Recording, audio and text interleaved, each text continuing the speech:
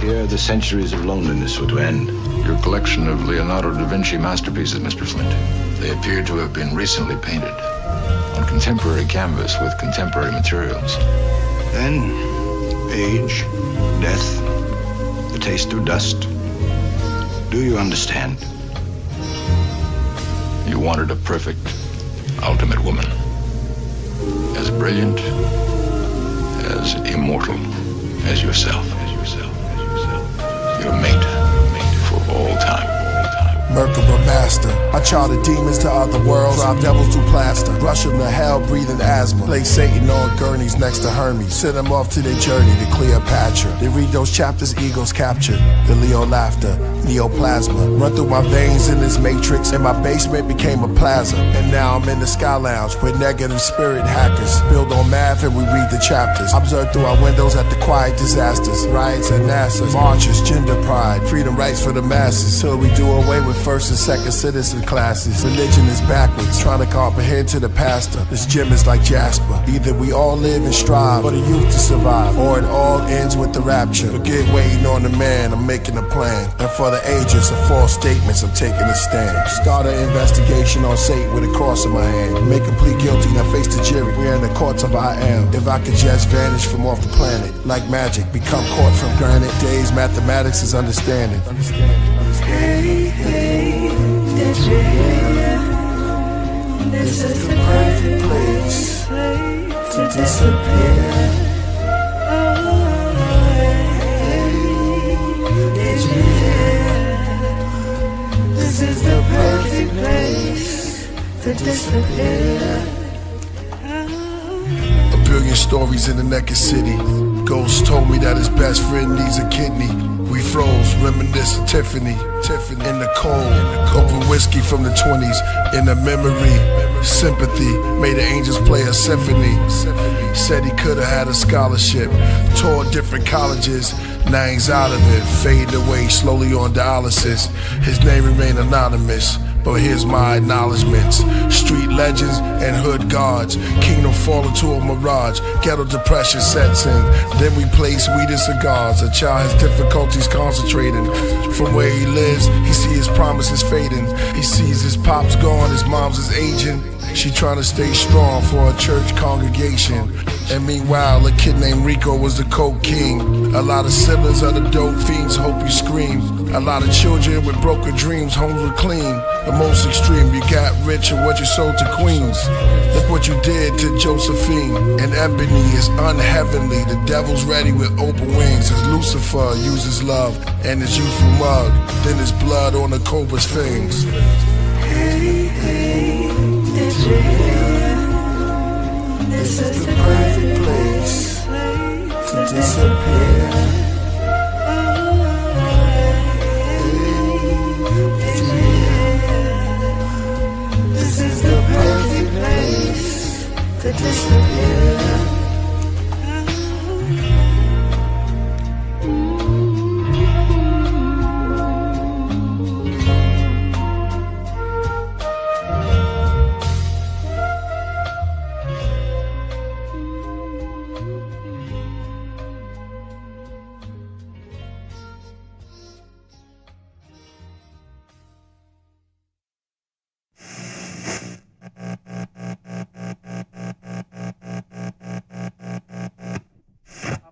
Through the mid.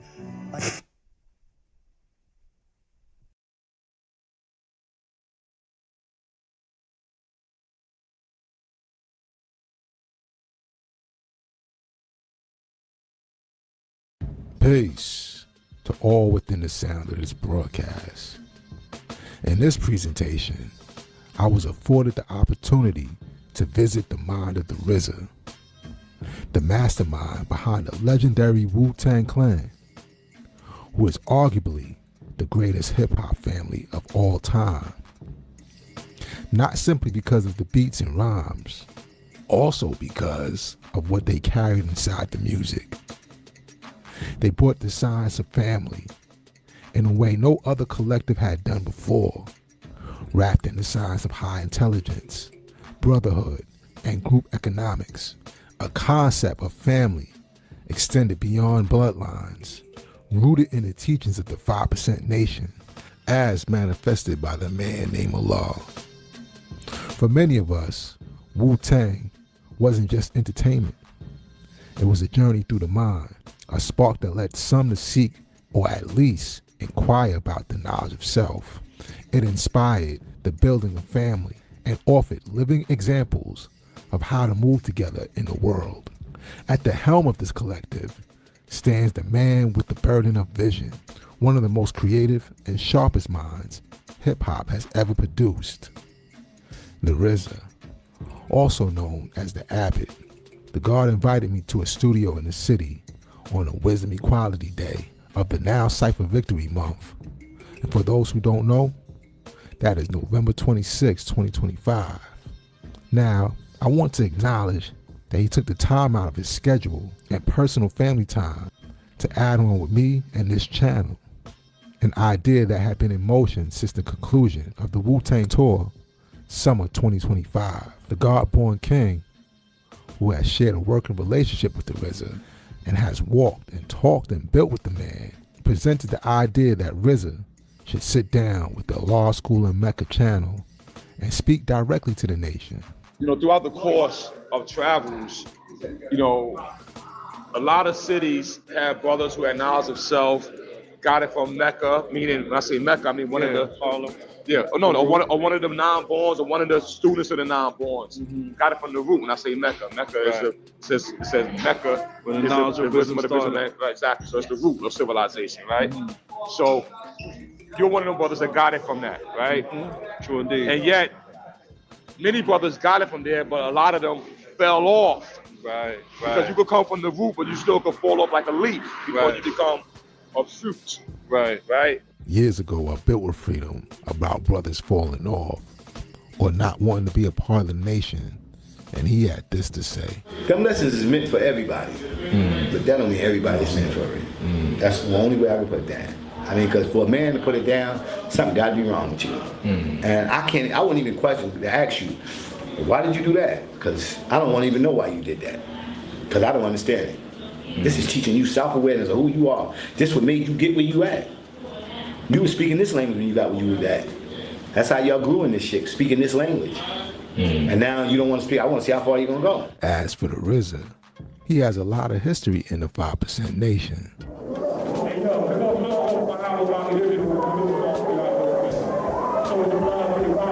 He has shared his knowledge and wisdom over the years through his music, his interviews, and the way he conducts himself when observed on face value. Mathematics gives you a conduct. It gives you a certain conduct. Right. You know what I mean?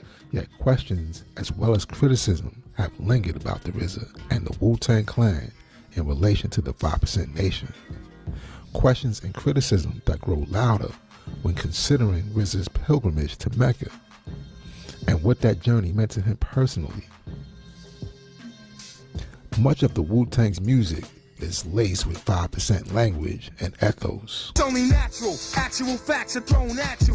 The God left lessons on my dresser. Dedicated to the gods and the earth. His jewel is priceless, keep the cipher righteous. Bear in mind, God, some of your own one like this. To the average person in the audience and the casual listener, it is easy to associate the Wu directly with the 5% teachings. However, there is much more to it than meets the eye or reaches the ear. There are layers, hidden ingredients to this reality, most that the general audience can hardly detect with the naked eye. It can be confusing and questionable at best, as the RZA and the Wu navigate multiple dimensions of seeing and expressing themselves in relation to the world and the universe. We touched on this and many other things during our build. In this presentation, I will also draw on earlier interviews that Born King did over the years with his Knowledge of Self DVD, where he built with a few members of the Wu about the knowledge of self and what it meant to them personally. I had a lifetime of questions for the RZA that I didn't get to ask him. However, much of what we did touch on was the burden of vision, the weight of his decisions, while being at the helm of a clan or a group of families with 8 other members of the Wu that have their own families. In addition to his experience walking and talking with our brother Freedom, also known as Papa Wu, who is remembered in perfection. You gave the knowledge to RZA, right? You the one who gave knowledge to RZA, right? No, RZA gave it to RZA. RZA got it from Infinite. Oh, Infinite. From Okay. From the desert. From the desert. Yeah. Okay. Now Okay. Infinite, no. Okay. Now I don't know the God, but what I'm saying is that. But you basically raised them up. Yeah, because they that's my family. Right. You know what I'm saying? So they you know how in the family, God, that's what attracted them to it because of me. Right. That's what I'm saying. Me, right. But they heard it so much in the house, God. I'm the only one in my whole entire family had it, God. I got it back in the 60s, God. 65. Right. None of them was even born. So that answers the whole question right there. Right. And I literally was forcing it on the family until my grandmother told me to stop. Let them coming in with time, but when they did come, they came and look what they built. Look at the whole legacy behind that. Yeah, they came with lessons now. So I said, wow, that's deep. I built with the RZA about his vision, a vision that doesn't come without a burden. We traveled through different dimensions of thought, from Shaolin's philosophy to its history in the 5% Nation, to the lessons, to biblical and Quranic scriptures, and many more things. It was an interesting build, one worthy of doing the knowledge to. Ruler zigzag zig-Allah. Peace, God. And peace and blessings, God. Appreciate you, God. Yeah. Oh, indeed. All praises due to Allah. As we was talking about Shaolin philosophy, we was talking about, the brother Freedom and talking about, expiration dates. Every physical body in the form and sense is going to find an expiration date, right? And it's an equation that, nobody has been able to calculate when it says, like, for instance, in our lesson to teach you, with the 10% teachers, they teaches us, on promises that a man will receive something when he die. It says nobody is never known to come back from the grave, to reveal whether the man was lying or not. You know what I mean? So it's an easy bet to tell him, oh yeah, you'll get it when you die. But in Shaolin philosophy, there's a great teacher named Bodhidharma, and Bodhidharma is considered the father of Chan Buddhism, also known as Zen. When the Japanese got it, they changed it to Zen. And Zen means to be enlightened, and the word Bodhidharma actually means enlightened righteousness. And there's a good story about him because when he would come to teach, he would gather crowds, and some of the monks were very egotistical about, he was a dark brother from India, right. tall, and they was very egotistical and they doubted, they had doubt about him. But he always, was able to hit them with a jewel. And at one point, it was a beautiful, when he first got to China, they say, and he went to teach, they heard a rumor that he bought all these lessons, but he only had one page. You know what I mean? And then when he got in front of the whole crowd to start building, he opened the page, he looked at it, and they waited for him to build, and he didn't say nothing. And he just sat there for the whole sermon, let's call it. And when it was finished, which he said nothing, he then just closed the page and smiled at everybody and left. And so the monks were like, yo, what was that? And everybody was confused. But one understood it. You know what I mean? He said, yeah, but he smiled. If you take that smile, you take it and think about a smile, we go to the hadiths, and you'll see that, or in the Quran it says, Prophet Muhammad said one of the greatest charities is a smile. That's the easiest thing to give. And it could change someone's day, someone's life, someone's mood.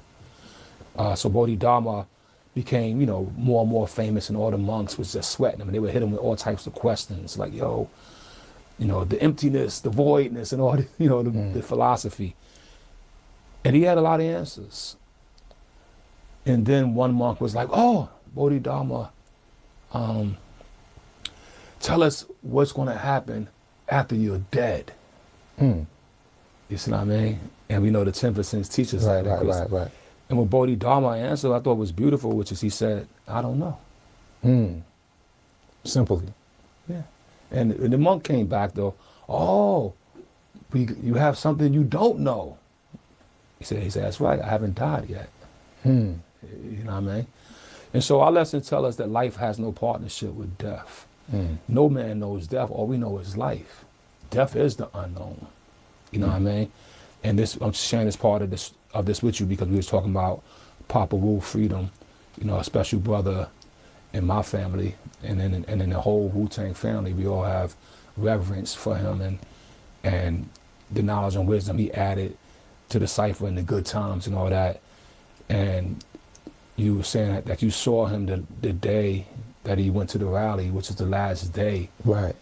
And it was December. It was December. It was around this time of the year. Now it's born day. Now it's born day. Yeah. But the beauty of it is that, I mean, there's tragedy no matter what, but the small beauty in it is he was a brother that loved going to the parliaments.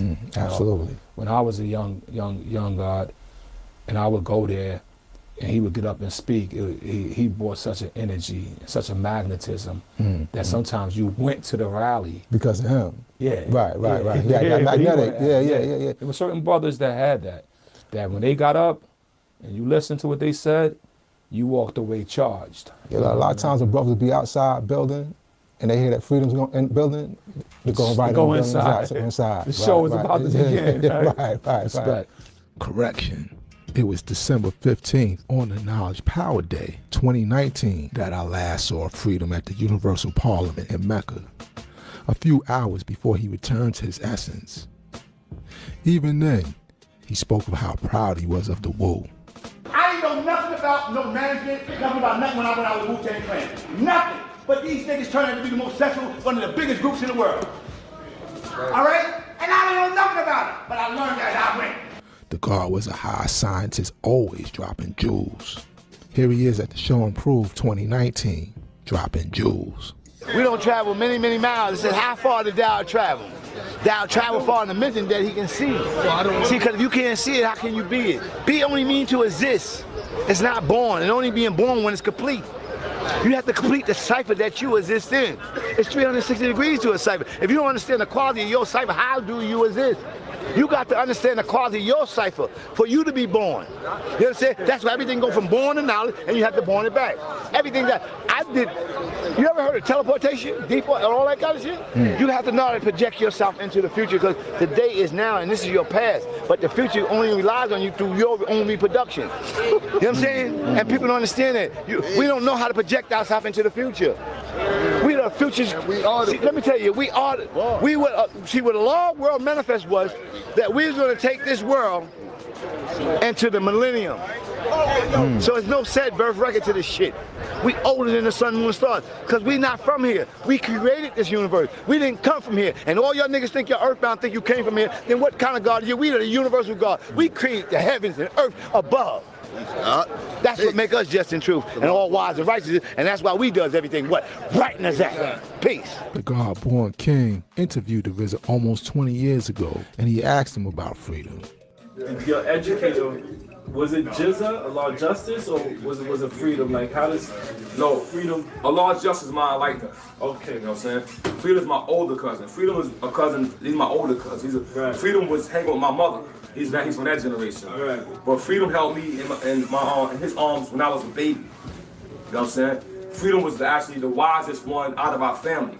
He didn't give me the knowledge of self, but if there's anybody who enhanced my knowledge and increased it and set my mind further than any, it was Freedom. Freedom was like, man, Freedom is one of the great sciences on earth. You know what I'm saying? The God wisdom is intensely powerful. And he was, you know, remember this man Dirty probably 14 years old, while the guard was probably 25, 30 years old at that time, you know what I mean? But we used to hang around him. He used to just, you know, we knew I 120, so we was definitely, you know, super square powerful. But what the guard was saying was it seemed like it was beyond 120. It was world. It was more powerful than that. You know what I mean? You know, he's the first one that told me about the deportation of the moon. Things. And I don't want to get to those degrees because not just the plus lesson of it, but also he had a real explanation beyond the plus lesson. The God's a very logical, practical man.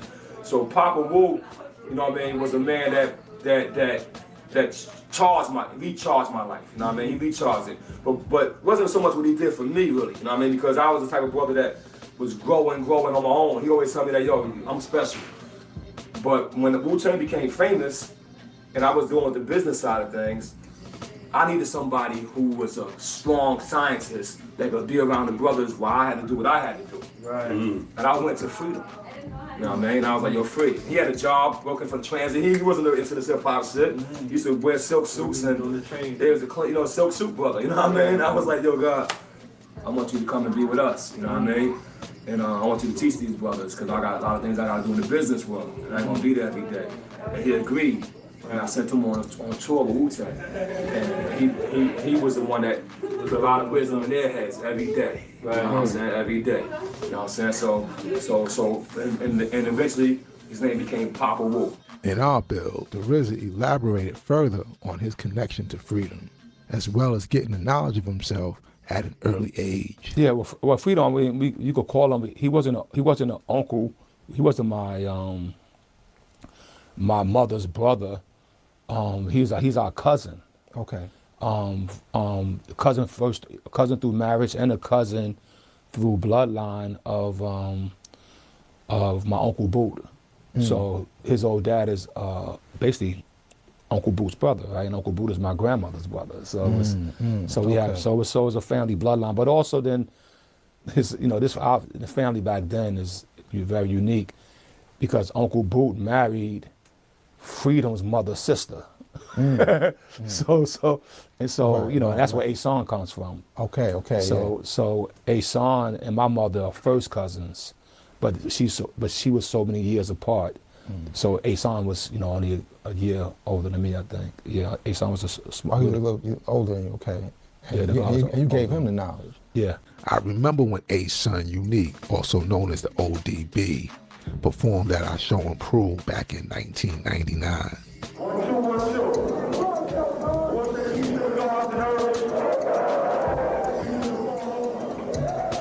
In the few interactions I had with Asan, he seemed very passionate and serious about the culture.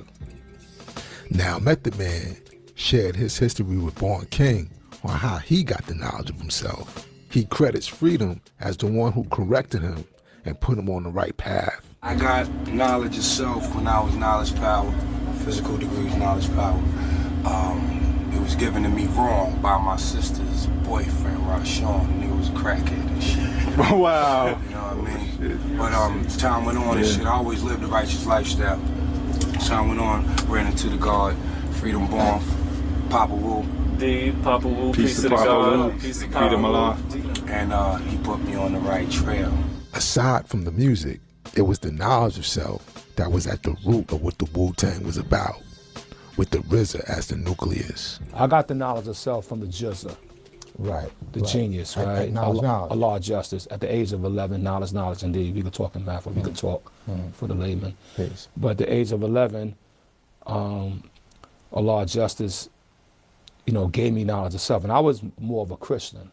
You know what I mean? I grew up going to church, reading Bible stories.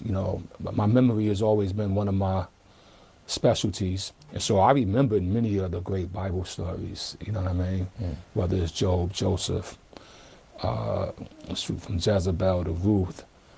We could keep going like that. That was like... And your family was primarily Christian? Yeah, my mom's was Christian, Pops as well, yeah, and we spent some time down south with my Uncle Hollis, a great man in my life. Strong Christian. And yeah, so I'm a church on Sunday kid all the way up until maybe the age of about 9 or 10. And then around 10, we moved to Staten Island for the first time. And there, got a little bit more looser. In those days, not to go too negative in the conversation, but in those days, you a man by the time you're 9 or 10, I puffed the joint already. You know what I mean? Right. I had a fifth of Bacardi by then, you know what I mean? But that's how it was in the late 70s, going into the 80s. But was the knowledge present during those years? Yeah, the knowledge was present at first. Like at first, to be honest with you, you know, my grandmother and my family told us to stay away. You know, at the time, stay away from the knowledge. No, stay away from the 5%ers.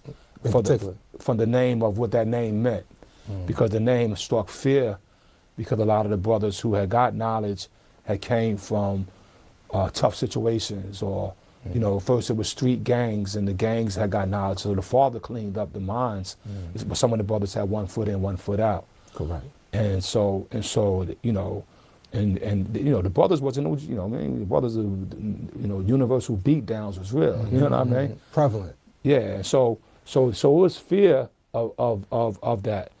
But when the Lord Justice got knowledge of self, and the Lord Justice, you know, he was living in Queens, Brooklyn, Bronx. So the Lord Justice was one of those brothers that he was around. He was traveling. Yeah.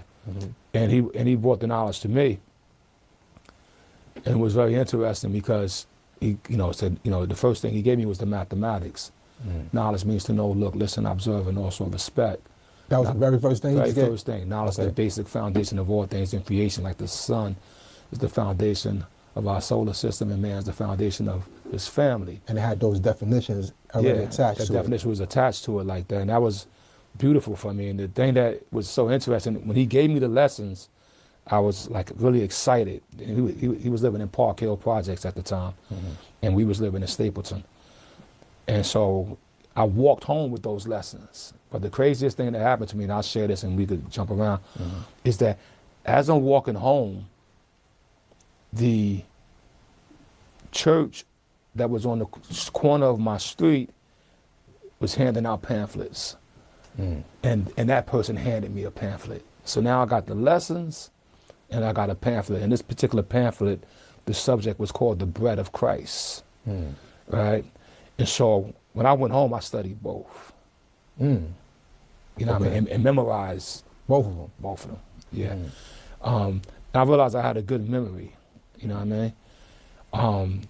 But I was so more motivated by the knowledge of self that I just dedicated myself to knowing. And so that was 11, and I think 7 months later, I turned 12, but I knew my 120. When you hear the God bell, you can hear the influences of many religions, sciences, and philosophies that he has studied throughout the years. This is evident in our build, as well as when he built on that day's mathematics of born many years ago. Everything goes through that degree of born before it comes into the cipher. That's right. That's why Jesus told the man, you gotta be born mentally as well as physically. Matter of fact, he told the people you gotta be born again. And Nicodemus asked the question, Lord, how can I be born again once I enter back into my mother's womb? And when he said no, that was his flesh, that was his spirit, his spirit. You gotta be born of what you are. And then you gotta be born twice. We was all born physically through the womb of the woman, you know what I mean? Through the 9 stages, you know what I mean? Going through that. But at the same time, you get born through mathematics, through the 9 phases or the 9 stages, you know what I'm saying? To add yourself to that cycle. You know what I mean? So that's born bring into existence. That's why the born degree in our alphabet is I. I is first, you know what I mean? It's I. You know what I mean? It's like once you're born, then you become that I. You become that individual separated from this union. You know what I'm saying? And the whole strive is to get back what? To that union. So now you gotta be reborn. Right. When you're born physically, before you're born physically, you're part of the universe, just a thought, just a gas. That's right. You know what I'm saying? When your parents is having that sex, the gases increases. That's right. As these gases increases, different other times, it rises up here, hits you in the spine. After it hits the spine, it hits the top of the cerebrum, it travels back down from the spine to what? A liquid. Then that liquid passes through the womb, struggling to reach another clot of blood, and an air seed particle. Because even inside the sperm there's an air particle in it. That's the air particle in it, you know what I mean? That's right. And when it hits that blood and that one air particle and that live seed, it takes that liquid and forms what? Solid. You understand? Then we come back out. While we living in the liquid for 9 months, then we come back out to get the what? The air. You know what I mean? That's that born, you know what I'm saying? Bring it into existence. Now we gotta strive to bring ourselves back to the full awareness, because we was part of one, then we separated from one, and then we return back to one mind. All praise be to Allah. And because God is not a mystery, and the signs that the Wu-Tang shared in his music didn't appear out of nowhere, it is actually a family science that is older than the sun, moon, and stars. It is also a rooted science that we trace back to the founder of this nation. So Allah just gave you the knowledge. Are you able to trace your tree back to the founder of the knowledge? Like who gave Allah just the knowledge and him and so forth back to Allah? Are you able to do that? I don't think I could take it as far back. Allah Justice might can answer that question. But I will say, from my knowledge, Allah just got it from the God Life. Okay. From Queens, and I don't know if Life got it from Infinite. Okay, yeah, see, Freedom mentioned a brother named Infinite. We just got it from Infinite. Oh, Infinite, from okay. The devil, from the desert. Yeah, Infinite was very sharp, brother. I know. Okay. Now, Infinite is a law of mathematics enlightener as well. And I ran into this brother too. His name is Almighty Infinite God Allah. You know what I mean? That's who I credit as my enlightenment, because he was the one who enlightened me. It's like when we started building, he started pointing things to me in sciences and pointing things out to me. That's when I started understanding and seeing things clear. That's when I was like, oh yeah, this is for me. This is who I am. And Infinite was, yeah, I mean, Infinite is infinite. He's a great mind and a great spreader of knowledge. So, but Allah just can answer that question. Okay. But I do think that it went to Life and Infinite on the surface level, but he can help you with that. The RZA explained to Born King how he got the knowledge of himself and some of his history. And I had physical cousins from the desert, from the Queens, that had knowledge of self. Brother Life Allah, his brother Shakim, those are my first cousins. Okay. Actually, Life is the brother that's singing on Cold World. You got me locked down in this cold world. I got knowledge from him, or was introduced in that sense. And Life Allah is an understanding seed, right? No, he's a knowledge seed. He's a knowledge seed? Knowledge. Okay. Yeah. And he but being I was living in Staten Island, I was young too, so I wasn't really thoroughly on it. It wasn't like I was around a lot of brothers. You know how it was back then, brothers would put pressure. What was your physical degree? At this time I was about knowledge. Okay. But I was living in Shaolin. Right. And I was going back and forth to Queens, so there was more brothers in the desert that had it than Xavier Allen. Right. So it was like an abundance out there. Right. They had it in Shaolin. It was just a handful of brothers, and I was kind of like playing with it because I was young. I was getting it, throwing it around, and everyone that had it out there in the projects. I came from Park Hill. There was a handful of like maybe 3 Earths. And there was about 5 older brothers that they were like 5-6 years older than myself that had it, and I run into them, and so I ended up going to Queens to stay out there for a year or two with my cousins, their moms, and my moms were sisters, brother Life. And I kind of like had fell off when I came back out there. I was advocating this government name, and a brother named Infinite, Almighty Infinite, Almighty Infinite. And he was like, now Cypher.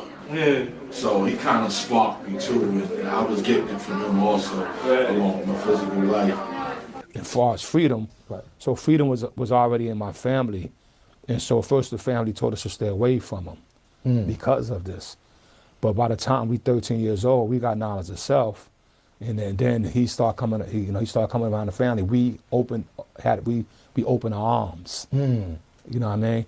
And he became like for me, I would travel from Xavier Island to Medina just to be with Freedom, Islam, and the brothers over there. Okay. They say the guards from Medina. You know what I mean? Well, he always spoke of highly of y'all, and he spoke of like how he would pick y'all up, travel on the train, and he called y'all his wild bunch. I used to have the guards over at my grandma's house, me, Infinite Essence, all of us, and we'd be in the hallway building on the porch.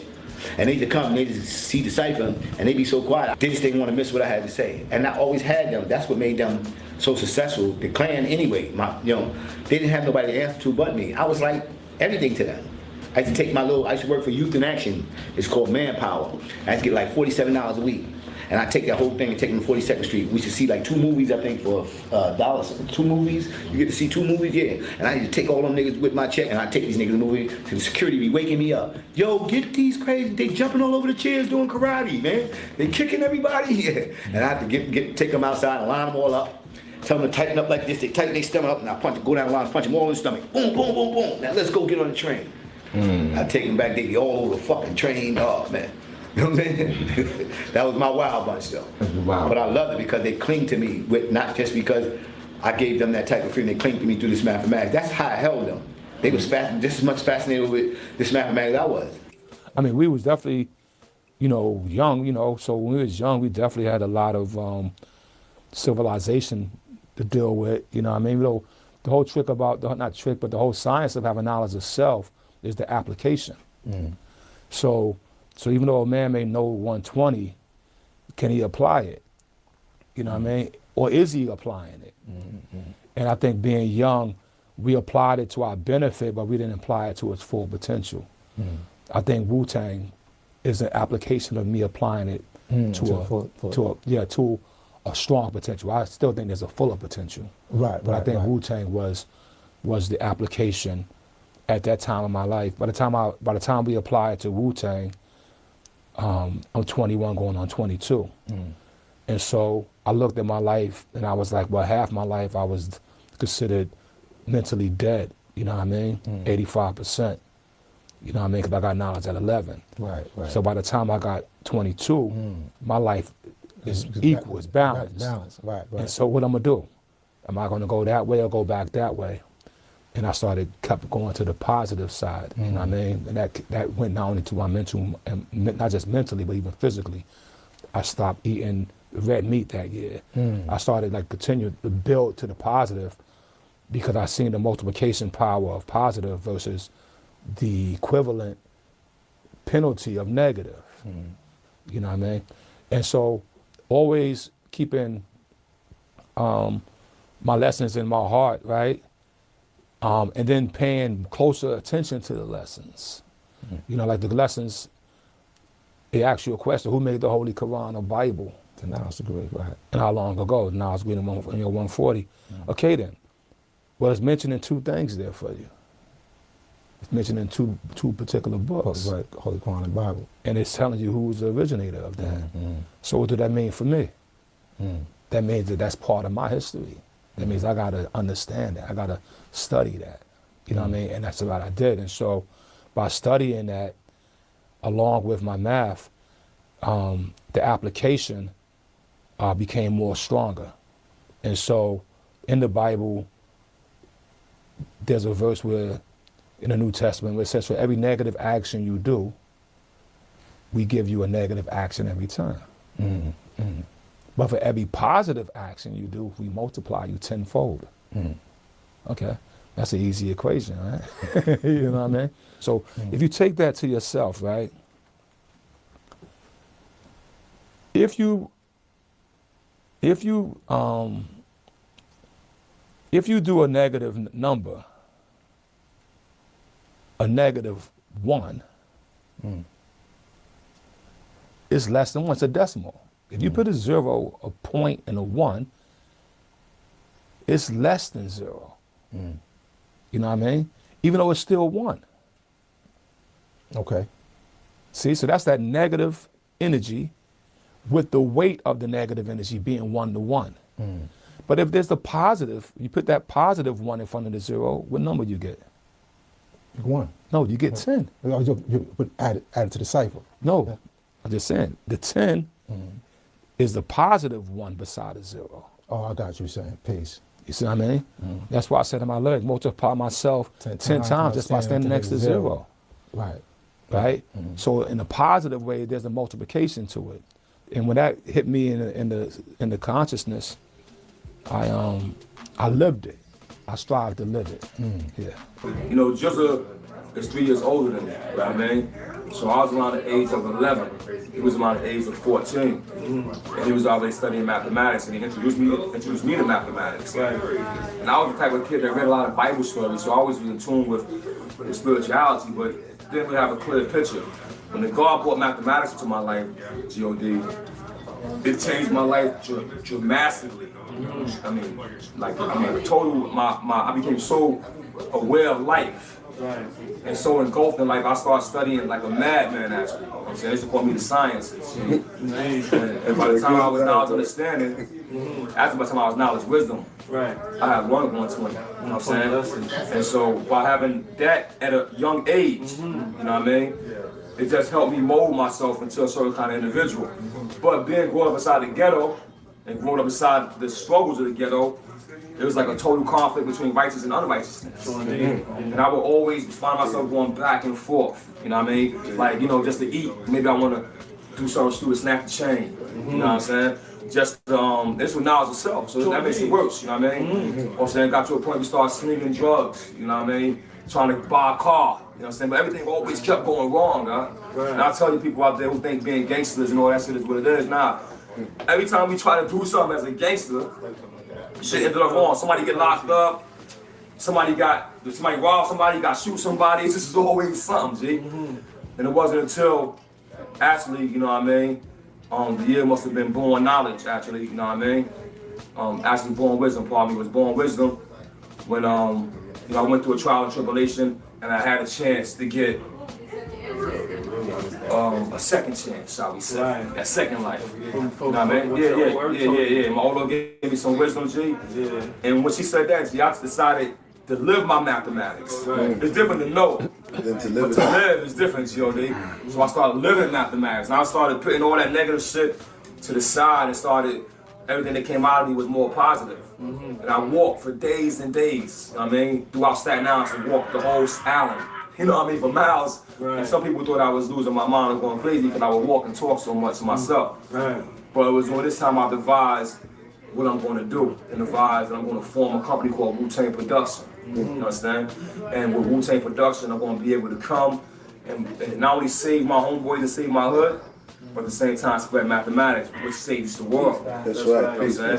So that was in the year of born wisdom. And Wu-Tang is the wisdom of it. Right.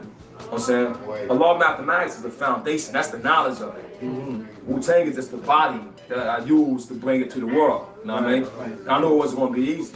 It's definitely not easy, especially when you have the weight of criticism on your shoulders. The Wu-Tang is known to spread this knowledge all over the world, you know, but it's also been criticized for like some of the distortions. Like, can you build on the compromise in that? What kind of, well, give me a distortion so I could. Like, you know, like some of the negative things, like, you know, like some of like the street level, street stuff, that some things that maybe the you know, law didn't teach that, right? You know, it's like the balance of the art, like, you know what I mean? Like I'll try to, without being specific, right? So let's just say, so, because I didn't meet the father, right? I've built with brothers that built about him. And at the end of the day, the father, what he did from the history that I was taught is that the father was a member of the Nation of Islam. And the Nation of Islam has rules and regulations and things that will prevent the average young man to even study student enrollment, study English lesson, study Muslim lesson 1 and 2, and so on, actual and solar facts. There's a limitation to who could get that in those days. You had to be a minister, you had to pass certain categories to get to there, right? What the father did, according to the history, was he freed that, yeah. Yeah, because he took that from that, and who he bring it to though? The young. And what were the young doing at that time? Tearing things up. Exactly. The young was lost in violence, drugs, gangs, just the youth, the blind youth, because they was blind. Right? They was deaf. And they were dumb. And at the end of the day, mentally, physically, they could speak and see. So the father bring these lessons to them, right, to clean them up. You know what I mean? Just like the born degree says, we let the Muslim son study 35 to 50 years. So what? To clean him up. So now once he's clean, he can accept this reality. So when you go back to Wu-Tang, Every member of Wu-Tang have gotten some dose of knowledge of self, right? Some have studied the whole 120, some may have ended at 110. Some may have just went to the supreme mathematics and alphabets, right? But the mathematics is so powerful that it still clinched them up and separate them from the 85. You see what I mean? But still you're dealing with men that's dealing with New York City, that's dealing with the life that we're living in. You know, in our generation, we know we're the crack generation. And so we're dealing with street violence, drug slinging, gun toting, et cetera, et cetera. And those things showed up in our music. And of course, and whether we're doing it personally or whether we're seeing it around us. You know what I mean? That's why the song is Cash Rules everything around me. But if you watch our interviews, you go, but it don't rule me, yo. It rules what's around me, because people falling for that 6. They falling for the illusion of luxury. We're not falling for it. That's why even through the trials and tribulations, you see us still stand on our square when it's time for us to unify. Even with all the bong, bong, bong that went out there. So I don't know if that answers the question, but I think that, you know, every man is going to have to evolve at his pace and make it to where he makes it to. You know, in the Nation of Islam, smoking and drinking and gambling was forbidden. But according to the history that they taught me about the father, he partook in those things. But then when he was questioned why, he said because he's going to where the people is at. You know what I mean? He's not going to the church. He's coming to the people in the streets. And if you go back and look at that same analogy, you can look at Jesus doing the same thing. He went to the church and turned over the tables. But he went to the streets and they said he was amongst the downtrodden, the drinking, even the harlots. I mean, so that's the science of Allah's mercy goes where it's needed. You know what I mean? Allah's mathematics goes where we need that calculation. Every family has its own measurements and experiences of the good, bad, and the ugly. The Wu has shown and proven the good, great, and even extraordinary on multiple levels. Yet because they are seen and heard everywhere, the praise as well as the criticism comes from everywhere. Well, more specifically, I'd just like to talk about our nation. You know, like we could be critical of ourselves as well as of each other. So a lot of times, you know, saying like, you know, listening to the music, you know, say, okay, you know, yeah, you might have spread the knowledge, but then, you know, brothers who might be a little bit more sharp, or, you know, say, but that wasn't right and exact. You know what I'm saying? So, you know, and you being a man of that kind of, you know, of weight of what you've done, like, you know, how did you see that? Like, you know, like the criticism. Nobody never came to me. So if somebody would come to me with a problem that they think that's an equation that we miscalculated or something that's wrong, you know, then it'll be what it be. And we could build on it. But more importantly, when you're dealing with magnetism and attracting people to something that's more positive, if the music is able to do it, you know, like does Stevie Wonder have knowledge of self? I think so. His songs and lyrics has a magnetism to it. You know, you look to his song As, and he's just saying so many things. You listen to his music, he's given us, you know, Marvin Gaye has given us wisdom in his music. And this wisdom is wisdom is an accumulation of experience as well. It ain't just because, you know, we're given definitions and words and words with power. We dealing with living mathematics, right? And so when you get that as a young man, that means you getting it mentally before you physically get it. You knowledging, but you have an experience. You know, the planet Earth weighs 6 sextillion tons. Have you ever felt that weight on your body?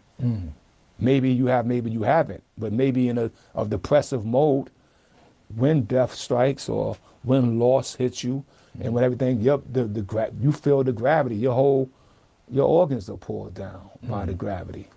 That's an experience, though. Right. You know what I'm saying? So as young and juvenile, you don't expect, you know, you won't know. So some men, just through their experience, are able to give you the same information you may get from study, you know.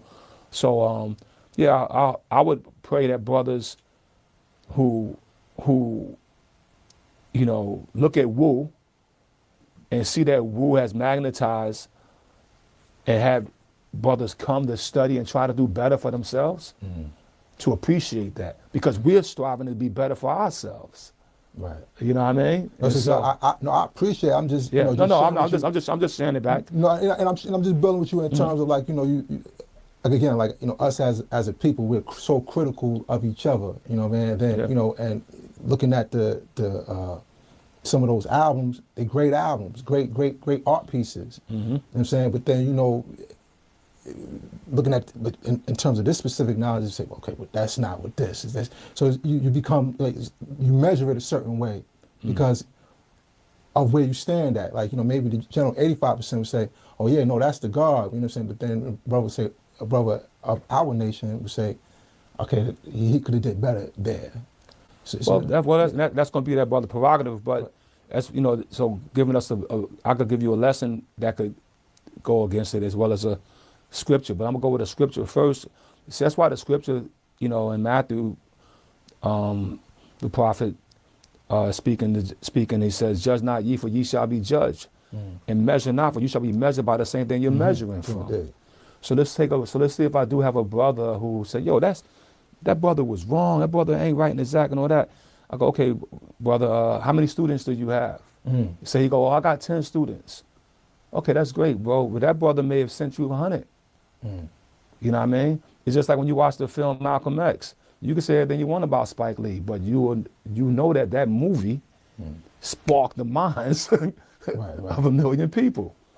You know what I mean? So that song, that simple song, you know, just with there's go say something funny on the song MGM. He says, "I want a knowledge-born degree. If a civilized person don't perform his duty, God, what shall be done? Pardon me, Lord."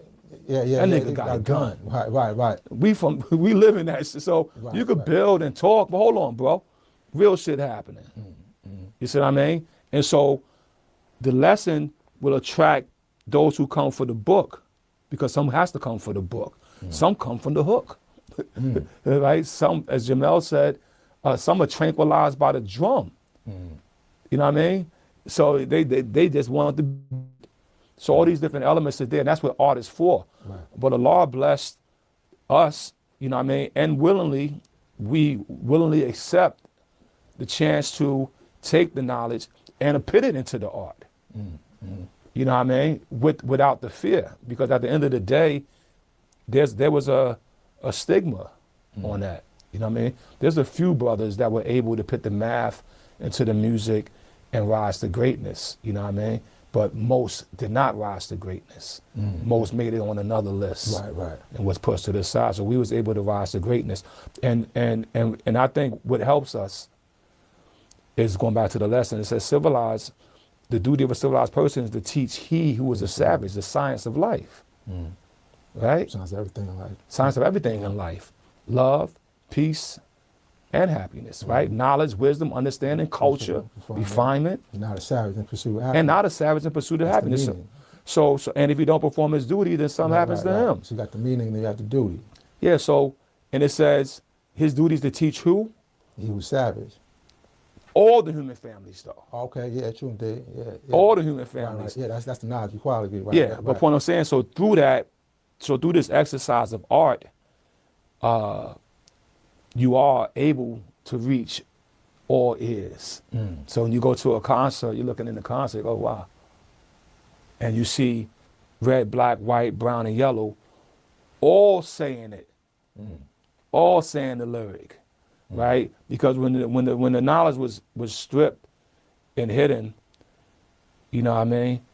The lesson tells us we took everything except their language, but then they took everything, including our language.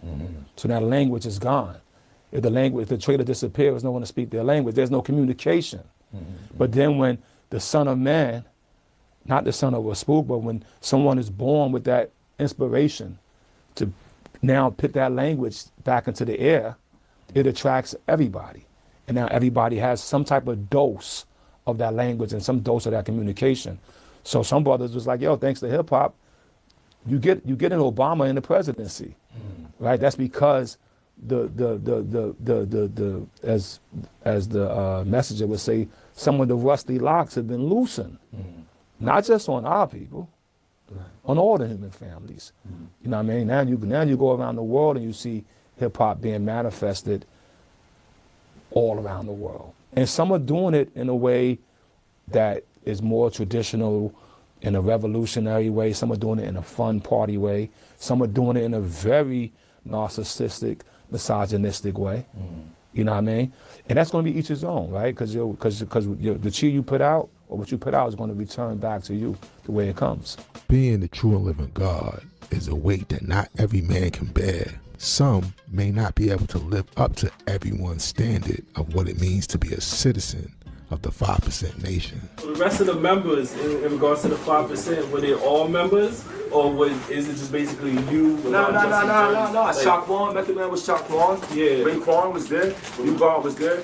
Only one who didn't have Capadonna name was Original God. Right. Only one who could say who didn't took a name for himself, or taking a name like a righteous name, was Inspector Deck. But at the same time, he was one of the brothers that proved to me that you could live it without the name. Right. Because Deck was already in tune. Did his time in jail. Been around. He's the type of brother. He's been around guards in jail who would be saying one thing and living another way. So he was like, I ain't with that shit. I ain't joining nothing. He's been around Muslim, Christians, but he's just a brother that's aware of the truth. That's why we call him the inspector.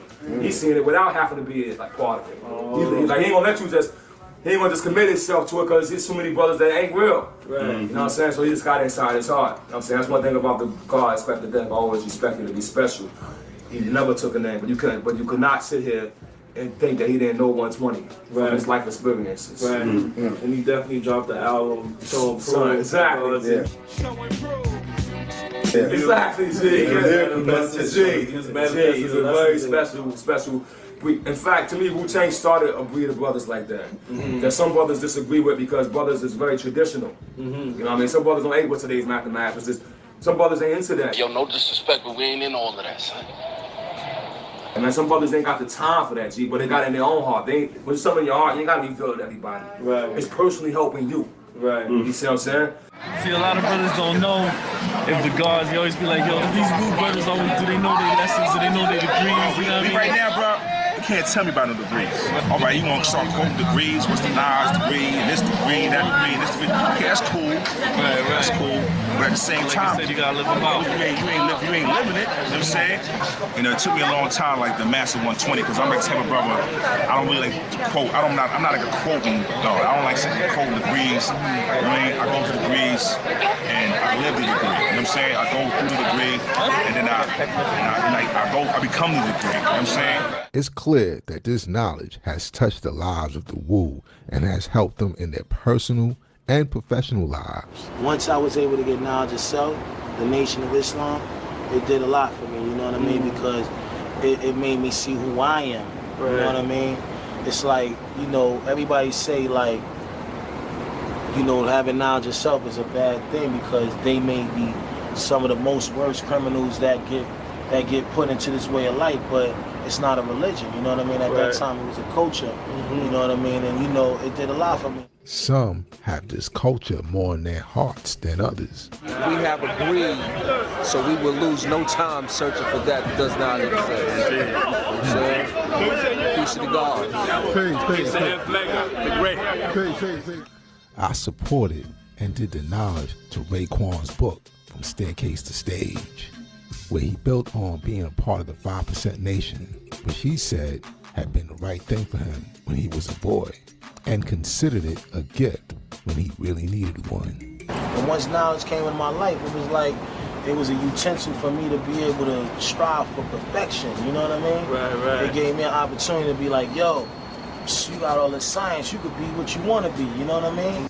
He said he found himself around dudes who used the knowledge to filter their reality rather than applying the lessons to their lives. He said they were more into being identified as 5%ers than learning and living the lessons.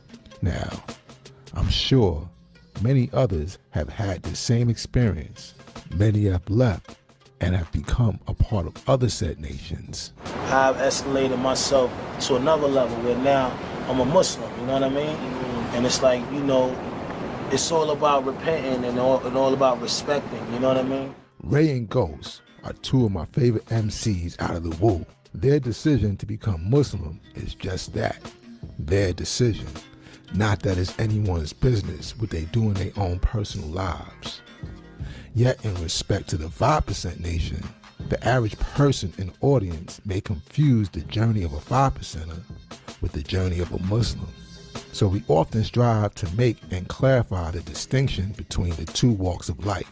The brother Capadonna may also be Muslim, yet he was clearly influenced by the 5%, which is apparent in his use of language when he builds. Here he pays homage to Papa Wu. I'm glad that I took that opportunity to always be with the God, always checking for the God, always calling on the God, always building with the God. I always see and hear him paying respect to the 5% nation. So peace to the Father.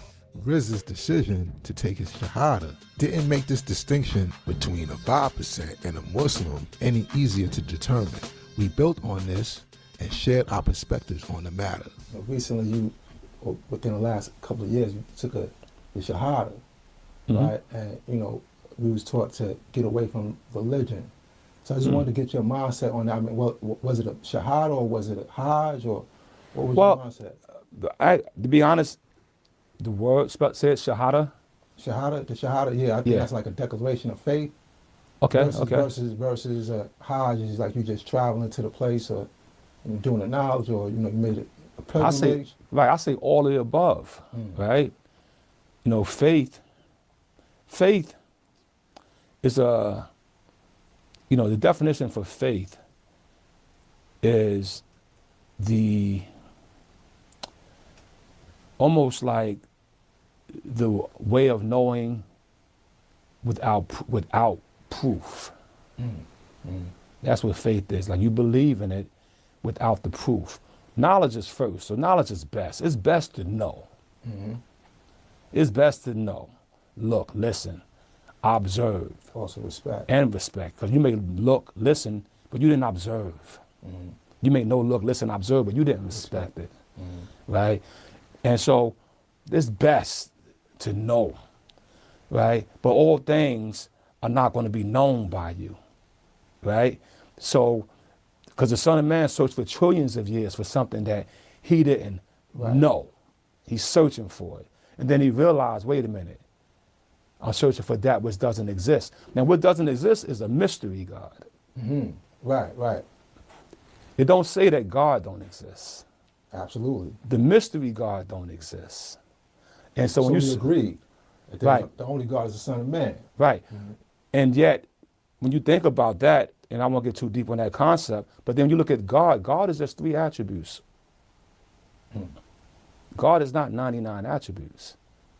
It's just 3 attributes, which are really, hopefully, the basic attributes that a man, woman, or child can obtain, which is wisdom, strength, and beauty. That's the definition of that word. That's where it came from. Well, that's what an acronym. It's just like, I always feel like the God is the original man with the proper knowledge of himself. That's the definition that I would give. But that's, I can respect that, but through the etymology of the word, it has a history. It was a word that they first used to describe the sun.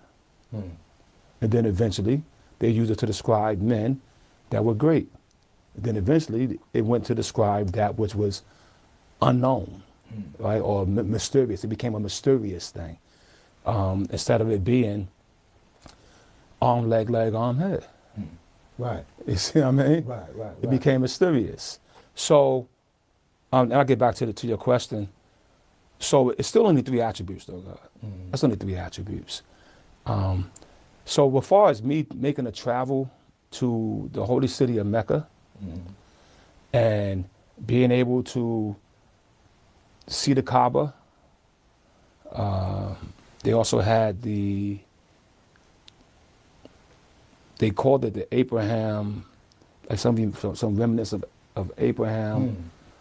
And they had something that also related to the sister Sarah, not Sarah, actually Hagar, the sister Hagar, when she was pushed out and forced to take her baby in the desert. Yeah, Right. They got these traditions that pay homage to those things. Ishmael's mother.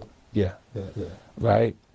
For me, it was beautiful for multiple reasons. You know, because in my lesson it said something. It said, "What's the reward for killing 4 devils?" And we know that those 4 devils, brothers already said. What are the 4 devils? Jealousy, lust, jealousy, greed, hate. The 4 devils inside you that makes you a devil. What makes you a devil? Telling lies, stealing, right? Trying to master another brother. We get these definitions so that we could understand what these lessons are trying to teach us. They give you a definition. But it says if you do destroy those things in yourself, what's your reward? One reward was a button. To wear an appellate coat. And Universal Sham God designed that button. Right. But also free transportation. To see that brother. To where? To the holy city of Mecca. God, they brought me there for free. You know, so I never went to Mecca. Okay. They invited us to Mecca. It was free transportation to the holy city of Mecca. Peace. And so for my heart and my life, it's like, wow, all praise is due to Allah, because it's not just a theoretical thing. It's real. So I don't get caught up too much in religion. Why I say religion? Islam is no religion. Okay. It's supposed to be mathematical. Well, there's the religion of Islam, and then there's the science of Islam. There's neither. According to our lessons, and according to the reality, it asks you about religion as when you first become a student. It says, what is the birth record, right? Islam. And it says, Islam has no birth record. Has no beginning or It has no beginning or ending. It's older than the sun, moon, and stars. So we could forget that being a religion. We could forget it being any. It says the nation of Islam too. So what do they mean by nation? A nation is where people dwell, right? And where do we dwell? We dwell in the universe. And older than the sun, moon, and stars. What is a sun, moon, and star? Well, they are planets. Planets are something that are made or grown from the beginning. Well, this is older than that. Even though the planet Earth is the home of it, right? That means it's settled here if it's his home. And it tells you when it's settled, when the knowledge of the original man first started, when our planet was first found. Now, so you manifesting that, that's a beautiful manifestation. I just like to point your attention that there's a group of people that have made it a religion, right? And made it something that is, mysterious. So that's why. So yeah, of course. And there's a group of people that take even everything, God, and they change it. You know what I mean? You got brothers that try to change the math. Right.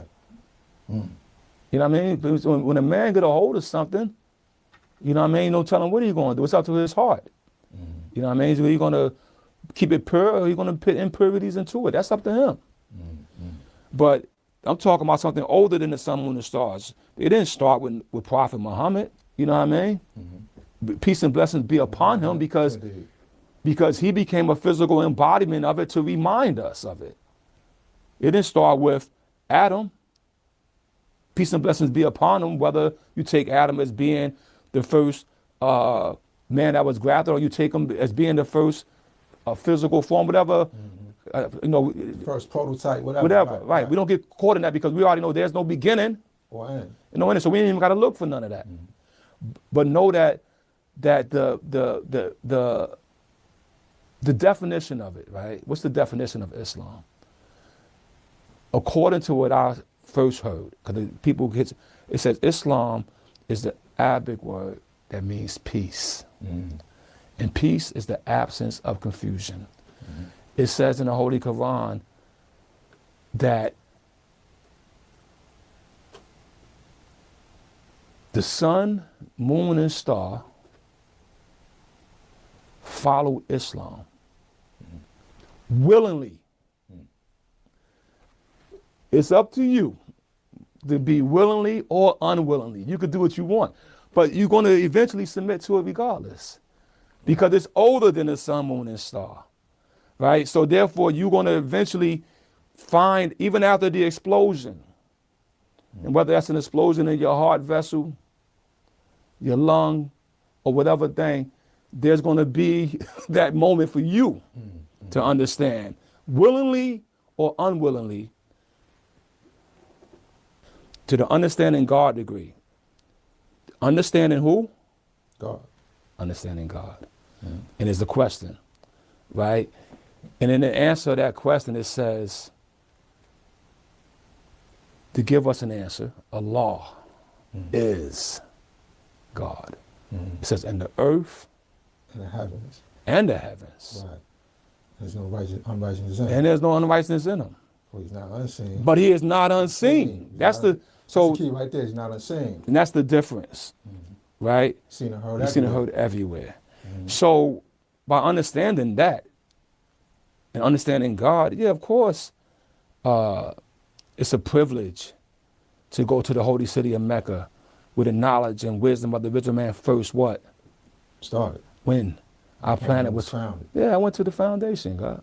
Okay. Well, Peter, And so now, for anybody said, "Yo, did I say there is no God beside Allah?" Well, yeah, there is no God beside Allah, right? And that's a big statement too, because when you say there is no God beside Allah, before you even say, and some people say there is no God but Allah, but brings rain, hailstone, earthquake. We ain't gotta, okay, we ain't gotta go See, there. that's what I'm saying. There's these. Yeah, I don't play. Yeah, I don't play with. That's why I said he took from them. That no one was left to speak the language. We speak in the language, okay. But it's a big statement when it says there is no God beside Allah. Beside Allah. Because the problem was everybody was trying to put a partner with Allah. You know what I'm saying? Everybody tried to put. First of all, in the Canaan of history, I don't know, you may find millions and millions and millions of gods, but that was claimed. But there is none. But there's only one. Is exact. Or it could be millions, but they're not beside Allah. Yeah, because if you God means supreme being, well, that definitely means supreme being. When you're supreme, then you know. Yeah, it's like it's not beside it. And so, but that's why it's a personal journey too. Let me just say this. You know, for my sons, I gave one the Bible and I gave one the Quran. And I left the lesson. They both got the lessons, but it's up to them because it's so personal. To be honest, now us, we've been blessed. The Father came and gave us a title. He said we are the nation of God. Now I don't know if he said gods and earths. So we the 5%. You call it our 5%, according to how I was given it. Yeah, no, but the 5% is already explained in the lessons. In the 5%, it says they are the poor righteous teachers who don't believe in the teachings of the 10%. Who are all wise. And they know. Who the true living God is. And they teach it. The true living God is Son of Man. Exactly. Meaning, look, there's a small chance, my brother, that anything you need to know is going to come from anywhere else besides someone else. Okay?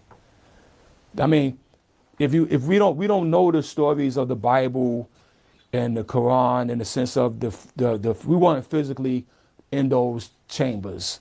You know what I mean? As brothers are writing history. Because we continue to write history. Exactly. Right. But what I mean by saying that is that if you need to know something and it's detrimental to you, the mercy will come because your brother's going to say it. Or this brother going to say it. You might be watching TV and hear it. The mercy, the Quran tried to give us an example by telling us that the mercy of Allah means that everybody will hear it so that nobody could say Allah is at blame. You know what I mean? Meaning you can't blame nobody. You can't blame no body because God body. It was there for you. Now there's a small chance. Yeah, that's a slang. But Right. But what I'm saying that there's a small chance right? The Quran says this too. It says, we give you signs every day and for the wise who can see it. So, you know, in the story of Moses, he up way high on the mountain, he need a message. Who gonna talk to him? Right? He claims a burning bush talk to him. And we don't know about that. That sounds pretty magical, right? But the mercy, if Allah is the most merciful, will we can put doubt on that because we can't prove that. But think about your own life. Have you been merciful? I mean, we can say that you're merciful. You're a merciful man. I'm a merciful man, right? So right. Allah is Allah merciful. Exactly. So as if it's most merciful, then any way to get the information to you, we get it to you. For Jonah, he had to sit in the belly of a well. Right? From Malcolm X, he had to sit in the prison, in the belly of the beast, as they called it. You know what I mean? To the father said his whiz brought him to the right. to Elijah too. Yeah. So your whiz brought you here, yo. His woman, right. Yeah, so what do that mean? You had to hear it. You know what I'm saying? So there's no mystery, God. Right. You know what I mean? There's going to be a mathematical answer. And so therefore, since the mind is always, the mind is what? Or the brain is an antenna. Right, the mind is all in all. Yeah, so we're going to hit you with a signal. So I'm only sharing these things with you, or talking about these things to give you a perspective of no beginning, no ending. There's always mercy. And if you living through your lessons, then live through your lessons and strive your best to encapsulate what the lessons are trying to share with you and live it. So my lesson said that there's free transportation to the holy city of Mecca, and they didn't give it to me until he gave it to me. The RZA is a smart man and knows exactly what he's doing. He made that trip to Mecca doing exactly what he wants to do, which is travel and experience the world. They gave him a free trip, and he got that free trip however he got it. Some may not agree with the rationale behind his decision. However, it is clear that his decision accomplishes what he set out to do. He wanted to see the Kaaba in person. And in this particular bill, I haven't heard him disqualify himself as the true and living God. In fact, throughout the years, he has shown a high reverence for our culture in the application of supreme mathematics and 120 lessons. 120 is the door. You know what I mean? Right. It's telling you about the earth weight. You know what I mean? The speed of the earth. Okay, what about the speed of Mars then? What about the speed of Jupiter? As a scientist, we go into all chambers. And 120, that's what I say, it's that door. Everything that it mentions, because it mentions everything, but it don't explain everything. Right. So everything that it mentions, I strive to get knowledge of. If we exiled the Indians 16,000 years ago, why did we do that 16,000 years ago? Okay, now you gotta go study science of Christian. You gotta study the Hindu science now. And Buddhism is 35,000 years old, yet Siddhartha Gautama only came 3,500 years old. Was that a typographical error? Nah. Hinduism or Buddhism? No, but Buddhism is 35,000 years. They was in the last Quran with this shit. They made it, that means he made it over a Quran. He made it to 2 Qurans with that shit. The whole thing, the reason why Buddhism is a problem, it's not a problem for God, it's a problem for the people because they still put the image in front of God. Yet, like a rapper and a high scientist 5%er, his wisdom is swift and slick. Well, please, God, and I'll say this, God, in doing the nonsense, I knew that you would have a swift answer to that. That's funny. I knew that you would have something to how to respond. But however, like in Islamic press would say, RZA leaves the fake Islam, the 5% for the real Islam. See how they and so a man of your stature wearing that weight, that's kind of heavy right there. You know what I mean? I can respect that. And that disappoints and hurts a lot because Well, let me speak on that, God. Let me speak on that. There's no such thing as a fake Islam. No, I know, let me just add on though. In the student enrollment, God, which is such an important lesson, it's telling you about the original man, the colored man, it's telling you how many square miles of your planet, it's telling you how much you can use, you know what I mean? It's telling you that the Buddha been here for 35,000 years. How could it be 35,000 years when the original man renews his history every 25,000? Wow, they made it through a whole Quran and still made it. Christianity, at the time they voted, was 551 years old. right? It's telling you all that to prep your mind. That's a specific, specific date. I'm saying. Yeah, no, specific, because that was the Christianity that enslaved us, because Yeah, Christianity. Christianity wasn't a religion until they religionized it. Right. The word Christianity means to be what? Christ-like. There's nothing wrong with being like Jesus. The brother was. A righteous brother. He's one of our righteous brothers. His teachings wasn't Christianity. No, he wasn't. Exactly. He didn't teach Christianity. Right. So they taught that. But point I'm making is that, so if your lessons is giving you these ideas, right? It says the Nation of Islam. Later on, it says the Nation of Islam is all what? All wise and does everything right and exact. Right. There's no fake Islam.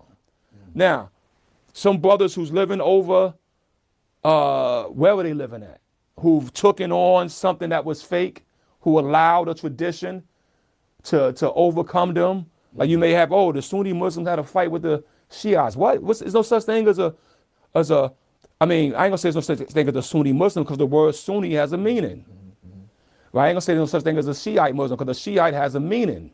It's a putting a term in front of it. Our lesson says, what is his own self? His own self is a righteous Muslim. Right. Well, it also says take heads of 4 devils. We don't take that literally.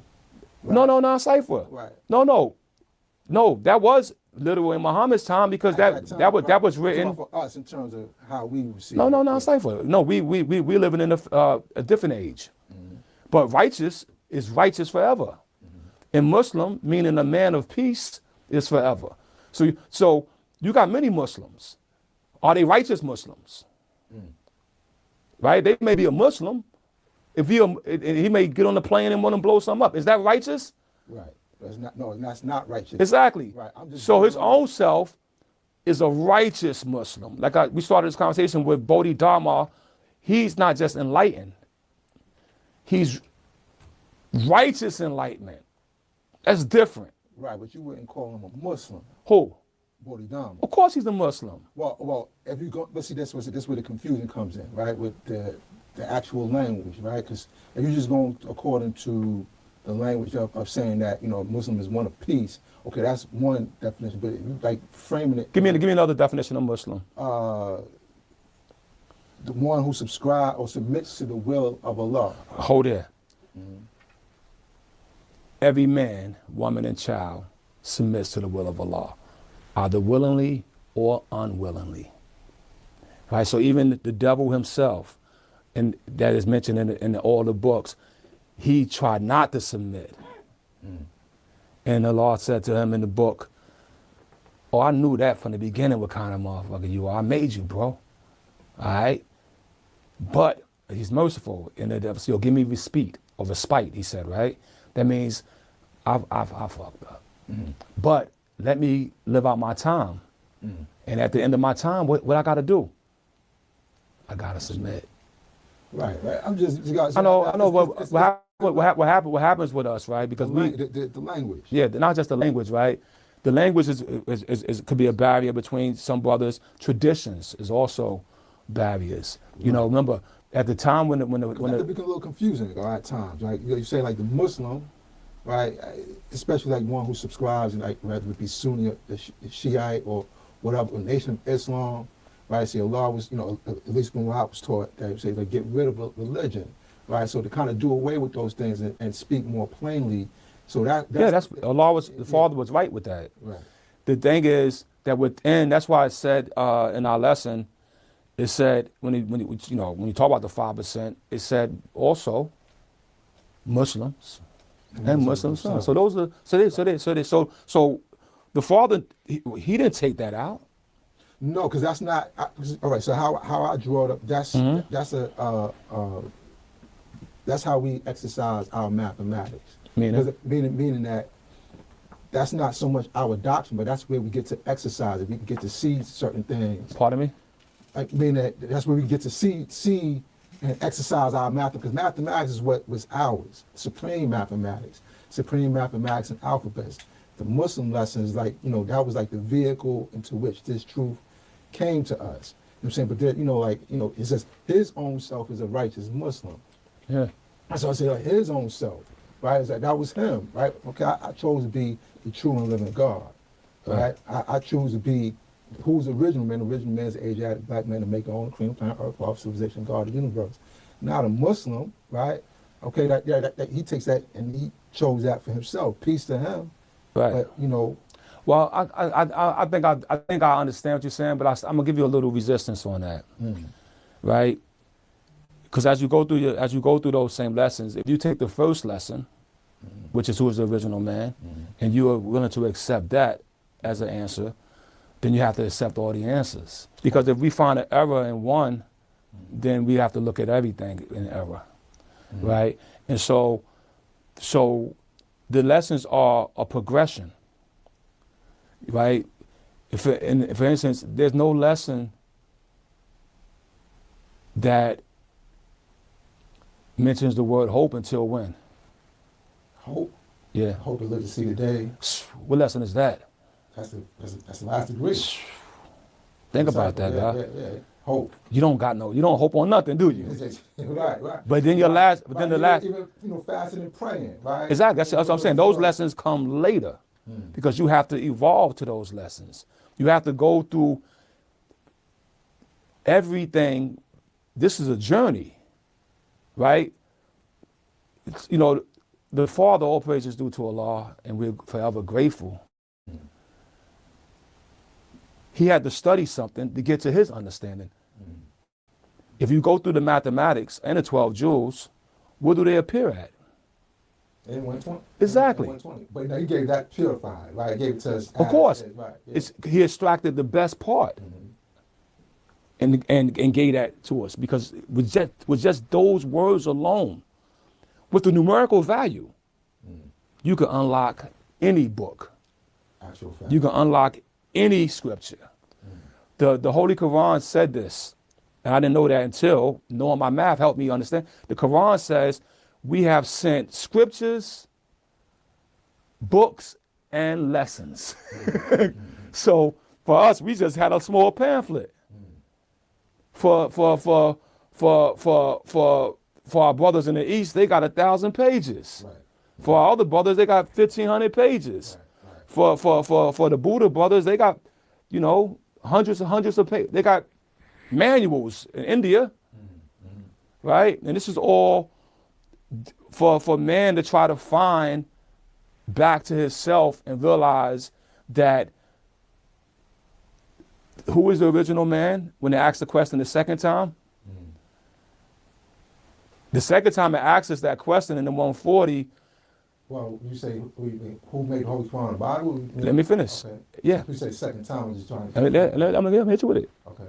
The second time they ask that question is in the middle of an answer. Now tell the lesson. Now it's agreeing 140.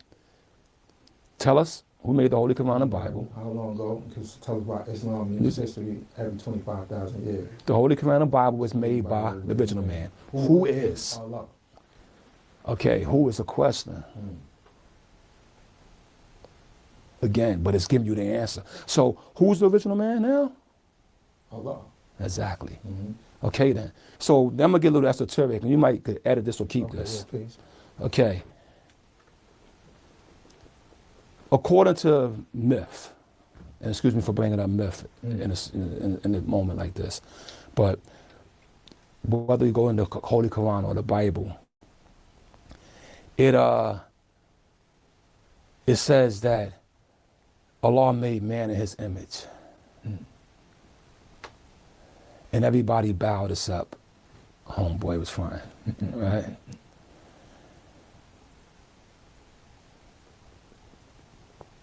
If he made him in his image, then what is his image? What you see. Right. So who is the first man? The original man, who you see. Right. Now we don't know the beginning of him, because there's no beginning, but it's Allah.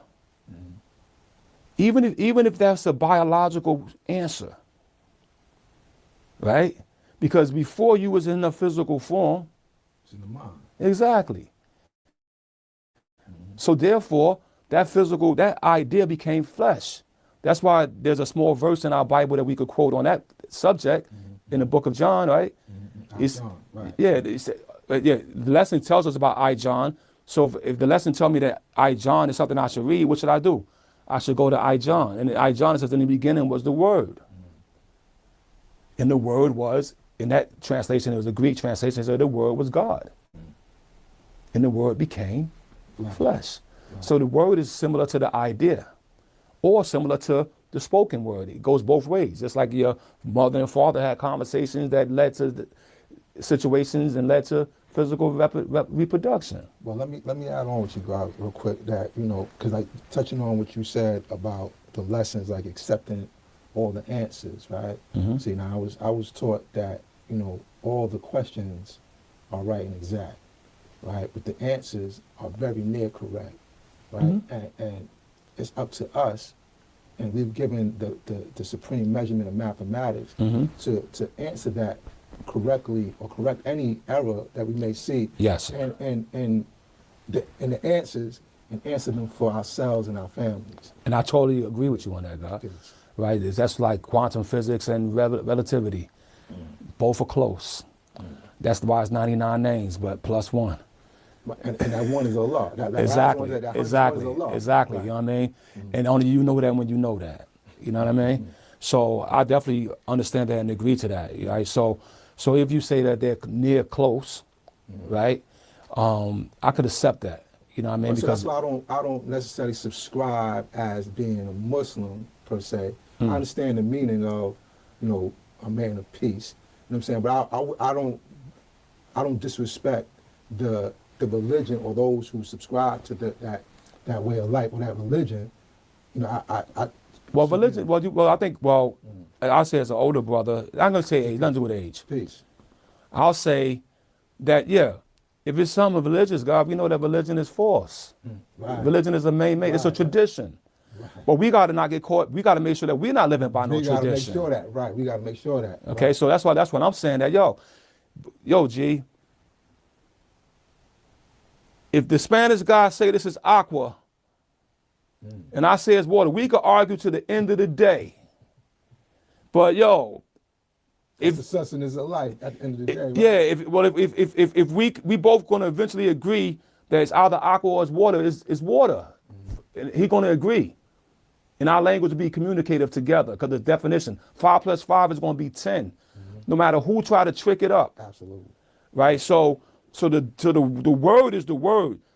The reality of the word is the word. The people that change the definition to fit themselves and to fit what they're trying to do or to fit what they're trying to propagate, that's on them. So that's why you got 20 fucking different sects, Baptist, Lutheran, of all these things. Why you got 20 sets of this. But in simplicity, right? If you find a definition of a word that makes mathematical sense to you, right? If I was to ask you, God, are you a man of peace? How would you answer me? I'm a man of peace. I'm a Right. righteous man. Okay, and you're a righteous man.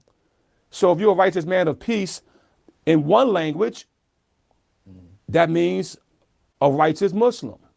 In another language or another perspective, somebody could say that's a righteous Christian. Somebody could say that's a righteous Buddhist in their language. So that's why I'll give you another lesson that Bodhidharma helped me understand. He said words are traps for ideas. Once you got the idea, lose the word because the argument is going to come from the word. Because now you're going to Muslim spell M-U-S-L-I-M, M-O-S, all type of shit going to pop up. And we ain't into that.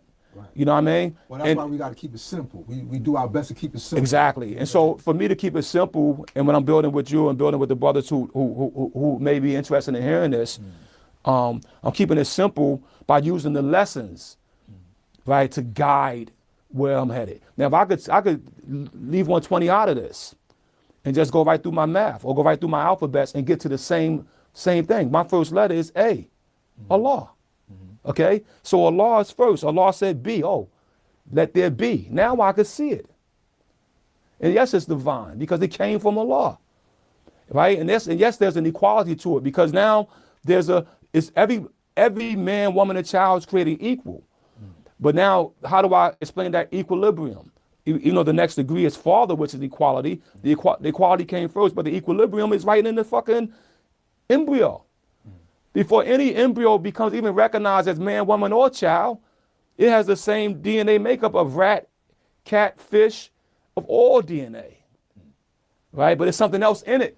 Something else in it. Something else in it that's going to manifest as the tree grows. Right. And what's in it? We know what's in it. The first thing is in it. Allah.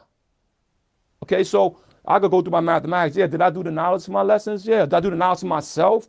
Do I know the ledge of where I can be? Yeah, I lived through that. Now, could I experience? Yeah. What I wanted, did I experienced the pyramids of Egypt. And I went down in those motherfuckers, God.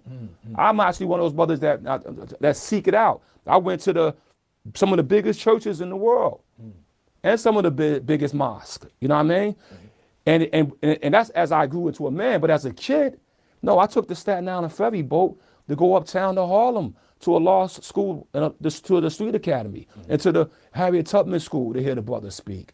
As I got 15, 16, 17, I started going to Bushwick to get the Sudan pizza and grab every book that the brother had. You know what I mean?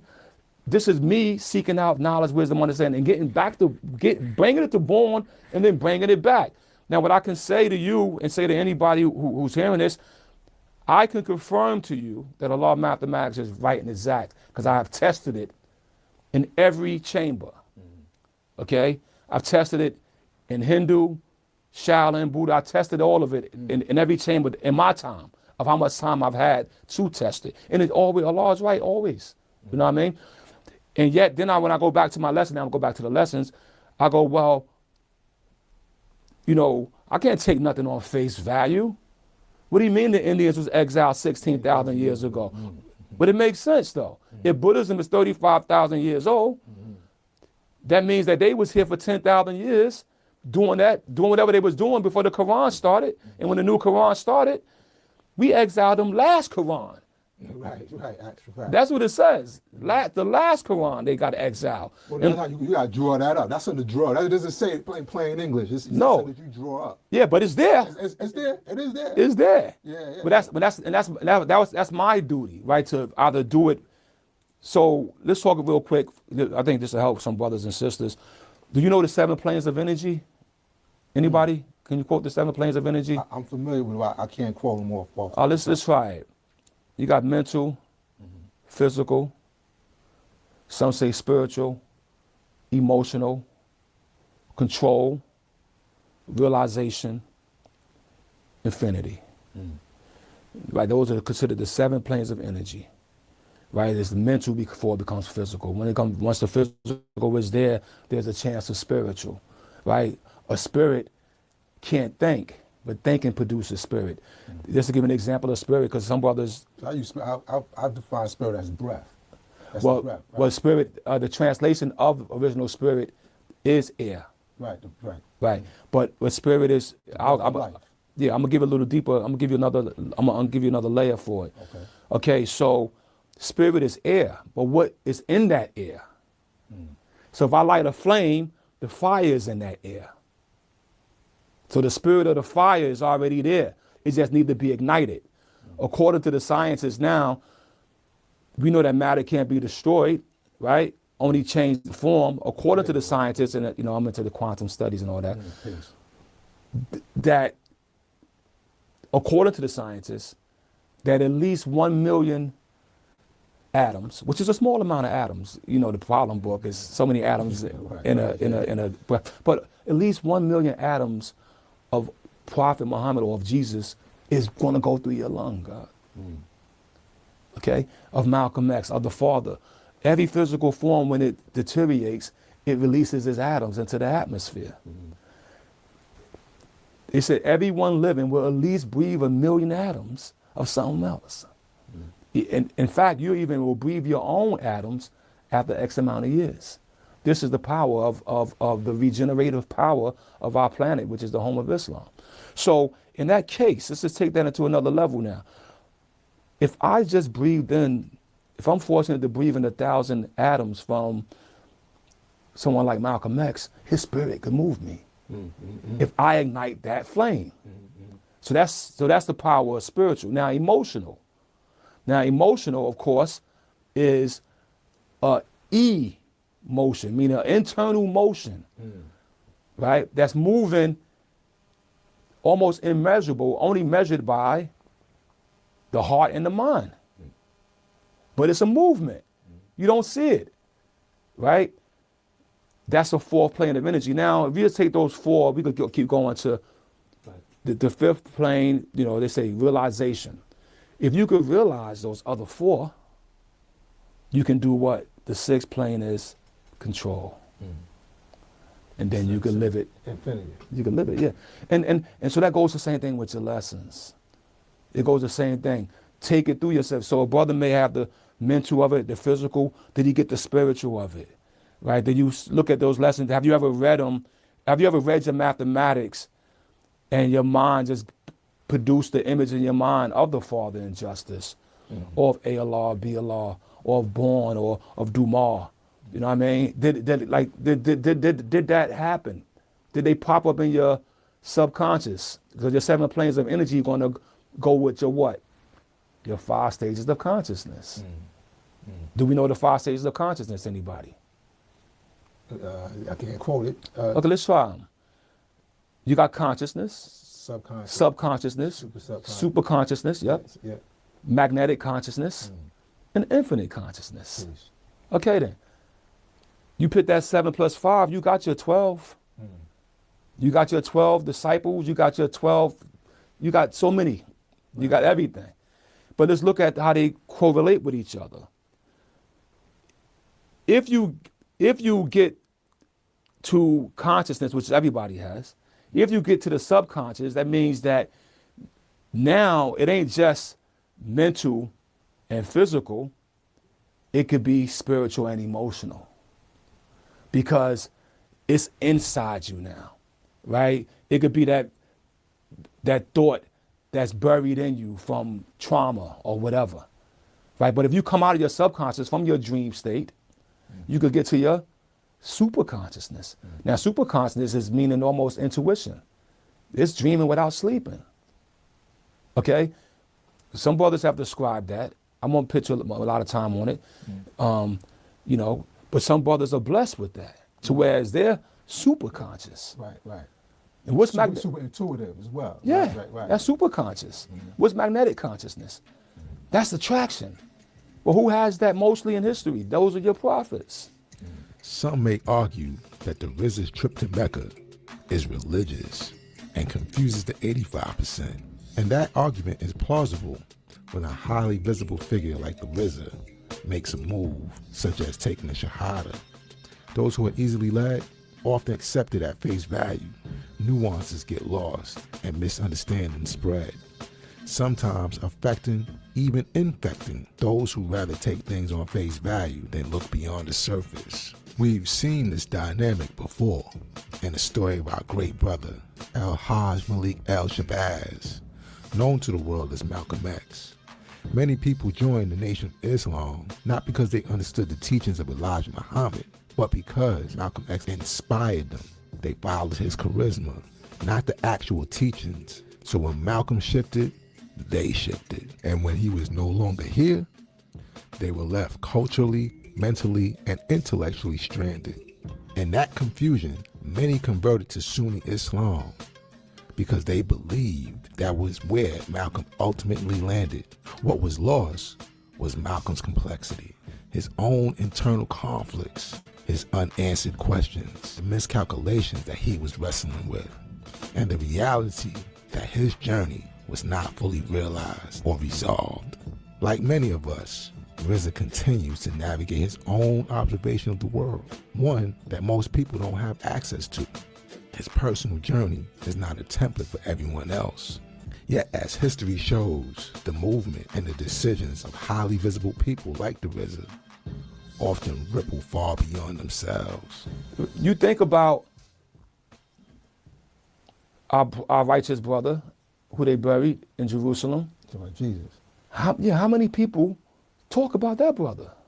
Well, God, let's take it back to say, like, you. 100%. All praises due. Because you are a man who has carried a lot of weight. So, and a lot of your decisions affects a lot of people. A lot of your words affects and carrying in that weight. That's a profound weight. Respect. And how do you deal with that kind of weight? I don't feel that way, my brother, because I just have to live what I'm living. You know what I mean? Some people get confused. Some people like, let me help you with this. You know,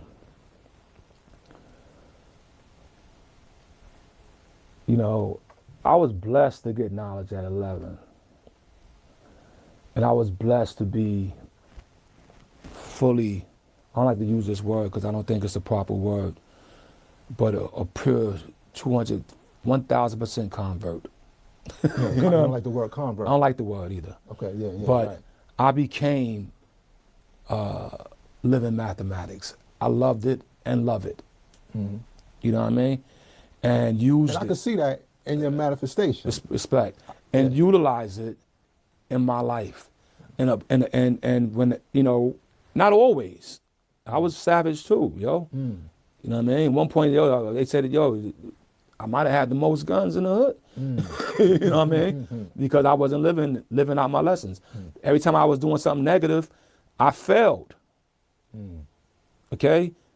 Everybody got, brothers got shot, locked up, so much trauma, But when we start living out righteousness and living out positive, everything multiplied. And I just continue to stay on that path, right? And I'm saying that to say that that's the path I'm walking. If there's any light and blessing that's coming from that's helping somebody else, all praises due to Allah. You know what I mean? In our lessons, when I got them, and even in our mathematics, I got them when it had in the name of Allah, Lord of all the worlds. Peace. That was on every page. You know what I mean? And it's just like, and I took that name. You know what I'm saying? So my name was Rakim Allah. Then I decided to pick Prince Rakim Allah, because I said, if Allah is the Father, and He's the King, He's the Lord of all the worlds, you're the Prince. I'm the Prince. And then as I studied and knew 120 and mastered it, then I became Divine Prince, because I said I have to be divine, right? I felt the godliness of myself. I felt the personality of that. There's a lesson that says culture is I God, right? Or in the person of. That means it's personal now. Now you personally feel that. And then I just started studying so much, whether it was all the plus lessons. I mean, I was, like I said, I was an encyclopedia. My memory has been blessed. So I just absorbed all of that, so many different lessons, from the Adam and Islam to the science of breath to prana. My daughter's name is Prana. But some of those lessons, brothers said, that's space math. But when you're young, and your mind is in such a scientific way, you just going through it. You're just going through it and you absorbing it. So I became Divine Prince Master, Rakim Allah. And I was that for years. And then I started doing negative. I was vegan when I was 14, 15. But when I got 16, caught a little joint, got a little power you and all that shit. You know what I mean? It was like, we started going that way. 17, now we MCs, we doing this, but we attempted by the world. Like I said to you earlier, it wasn't until wisdom, which is the victory, which is that balance, that I decided to keep going that way. That 23rd year, that 23rd chromosome year for me went positive. And I mean, I've dealt with the power and refinement. What is power if it ain't refined? It's just static electricity. So I refined it into a laser beam focus. And I walked with that laser beam focus. And so by doing that, I realized that I went the wrong way and had to get back on track. And that's why I made the name RZA, which is Rakim Zigzag Zigalar. He went wrong, he went back. Today's mathematics is wisdom equality. The last letter in your alphabet is that letter Z, yeah. And it was important for me, and I'm saying that to say that now, once that happened to me, it became an attribute and a title, and I kept walking this path that you see me on now. That's probably prompted us to have an interview from that path. If anybody received any light or blessing from that, I'll give all praises due to Allah, and I'm grateful for that. I'm grateful if anyone outside of my seed could say, the God gave me a spark, and And then God gave me a spark. That's grateful. And I would just say to anybody that do put any reverence towards me, you know, to know that my travel, I'm traveling in a pure form, as pure as I can. I have flaws like everyone, right? Mm-hmm. But I'm traveling in a pure form with the ambition, right, to through my art, leave my footprints. And you've done that, God. You've done that. You know what I'm saying? Peace to you, God. You know, I know that you say you don't feel the way, but there has to be some kind of burden for being, you know, being so great, right? Having the greatness, the burden of greatness. I'm not good at compliments, none of that, God. Yeah, no, peace, God. But let me say this to you. Let me say this. Now, Cypher, God, you know, and we can refer to the Quran, right? Do you have any problems? Any of us have any problems referring to the Holy Quran when we know who made it? Nah, we can build on it. I mean, you got to take the mystery out of it. You know, there ain't no mystery, God. The Holy Quran says, yo, we give no man no burden that he couldn't handle. So I don't feel the weight. You know, I don't feel the weight of all my seeds. You know, I don't feel the weight of the size of my family. You know what I mean? I don't feel the weight of my labor. I don't feel that. That's interesting, God, because you like a clan is a group of families, and you at the helm of a group of families.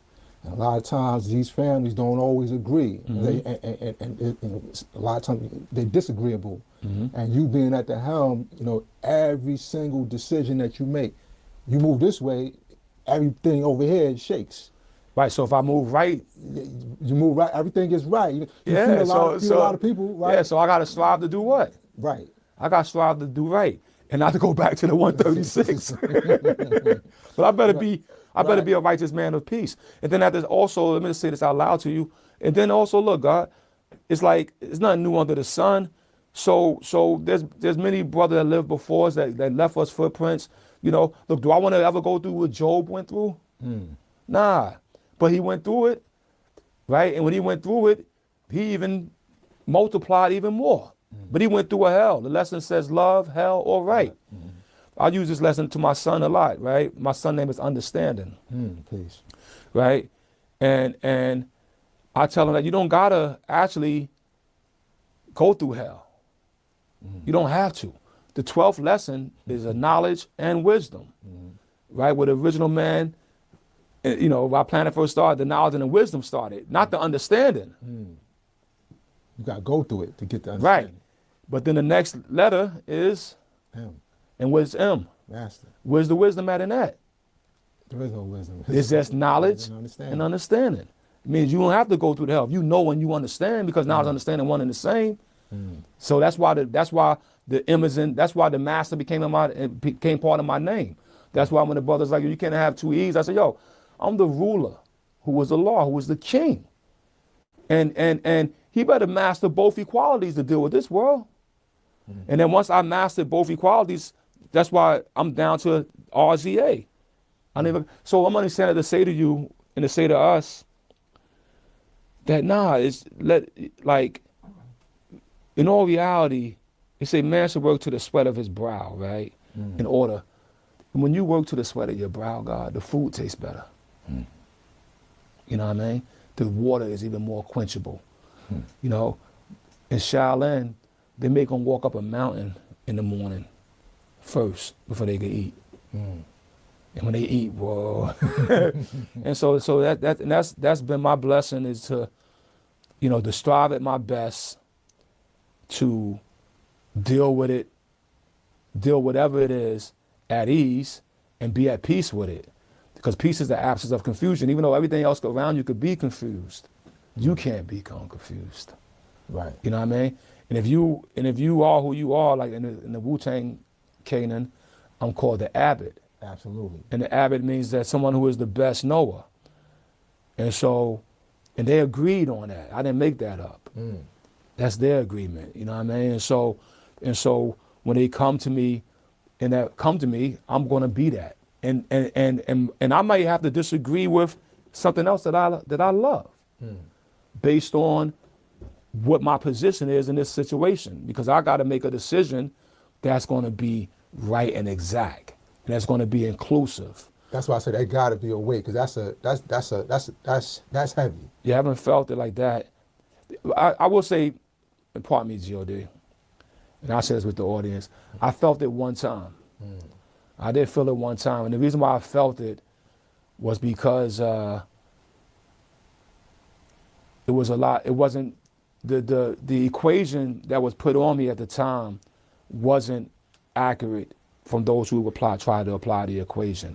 So for a quick moment, I felt like there's a plus lesson talk about Granddaddy Shabazz, and he had to leave the sciences and go. I don't know if you read that one. Yeah, I understand. Yeah. So I'd use him as an example that sometimes you have to leave to prove your idea. I mean, even the great scientists, the big head scientists, they say, yo, go over there and on that island and do that shit. Yeah. Don't do that over here. You gotta go over there and do that. So sometimes you do gotta go meditate and figure that out.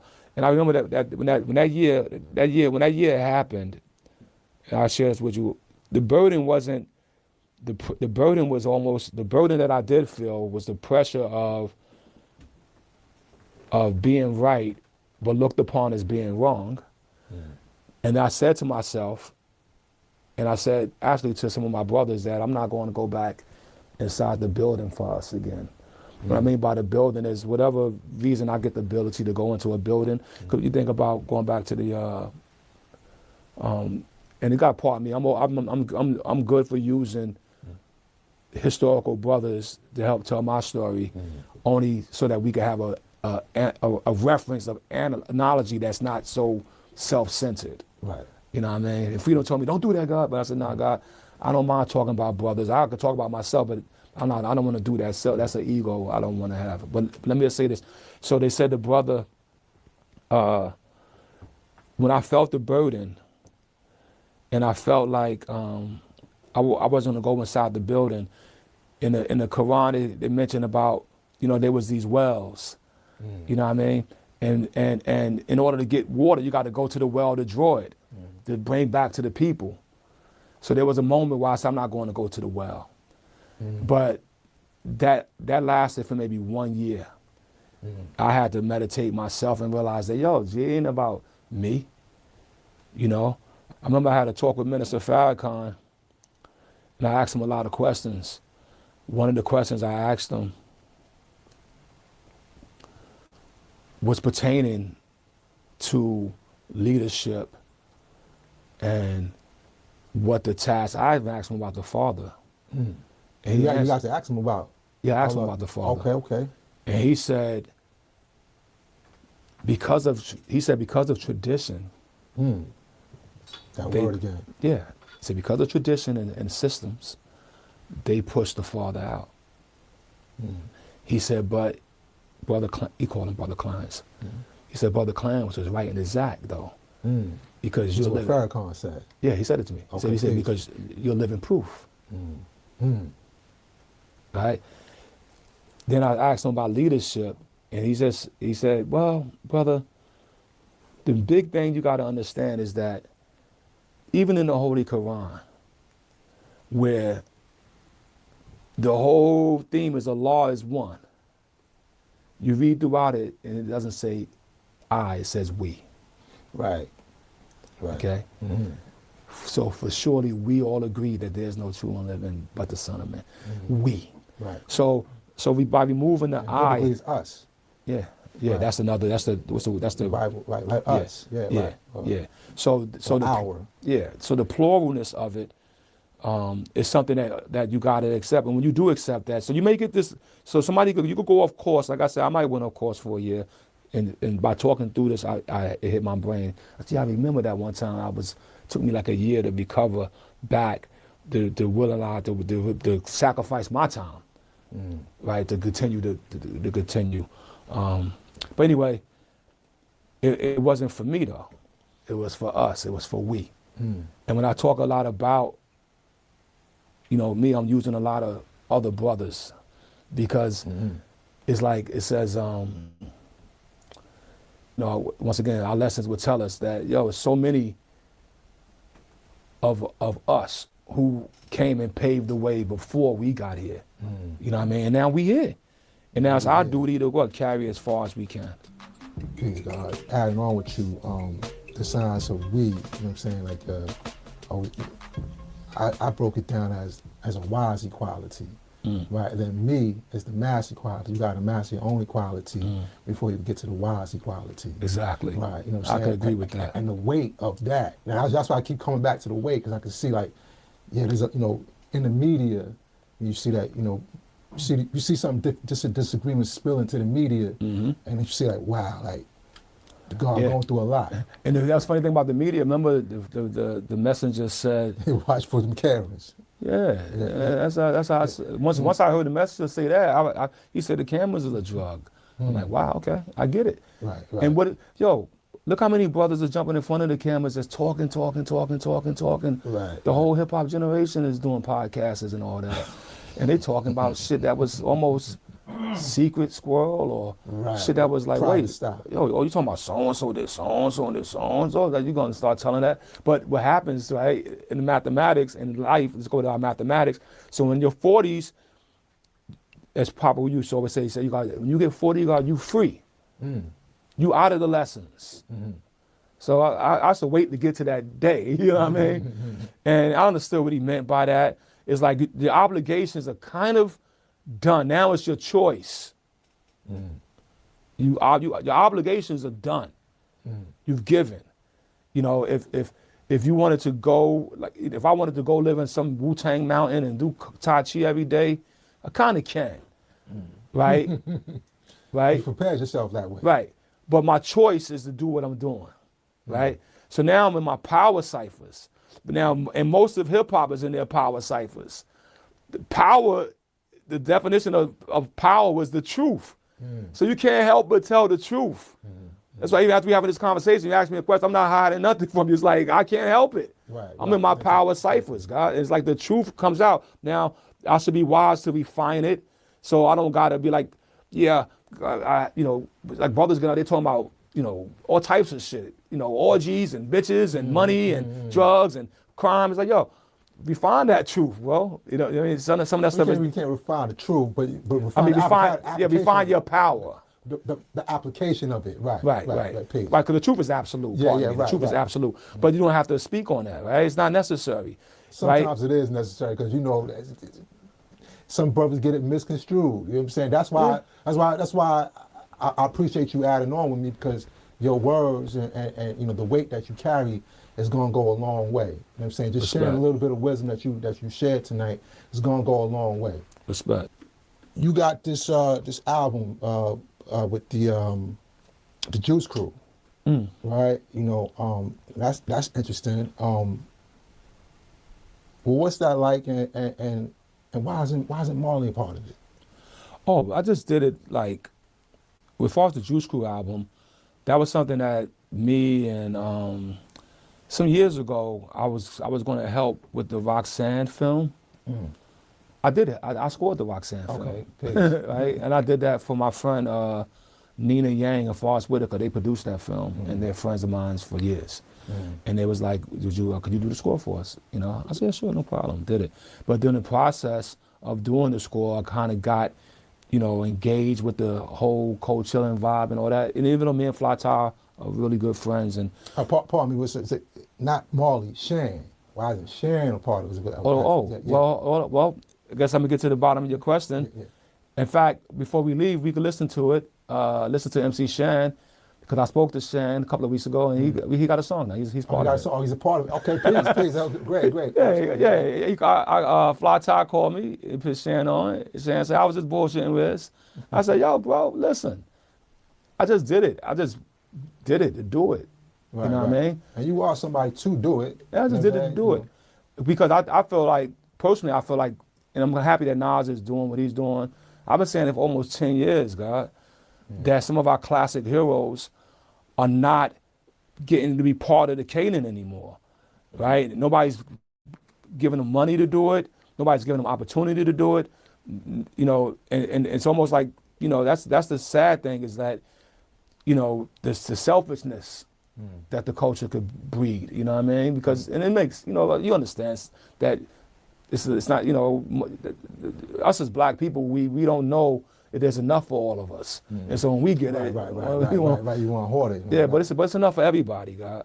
You know what I mean? That don't mean that he's gonna get cube. He may get cube steak. He may get prime steak. You know what I mean? He may get whatever a better cut, but he should eat.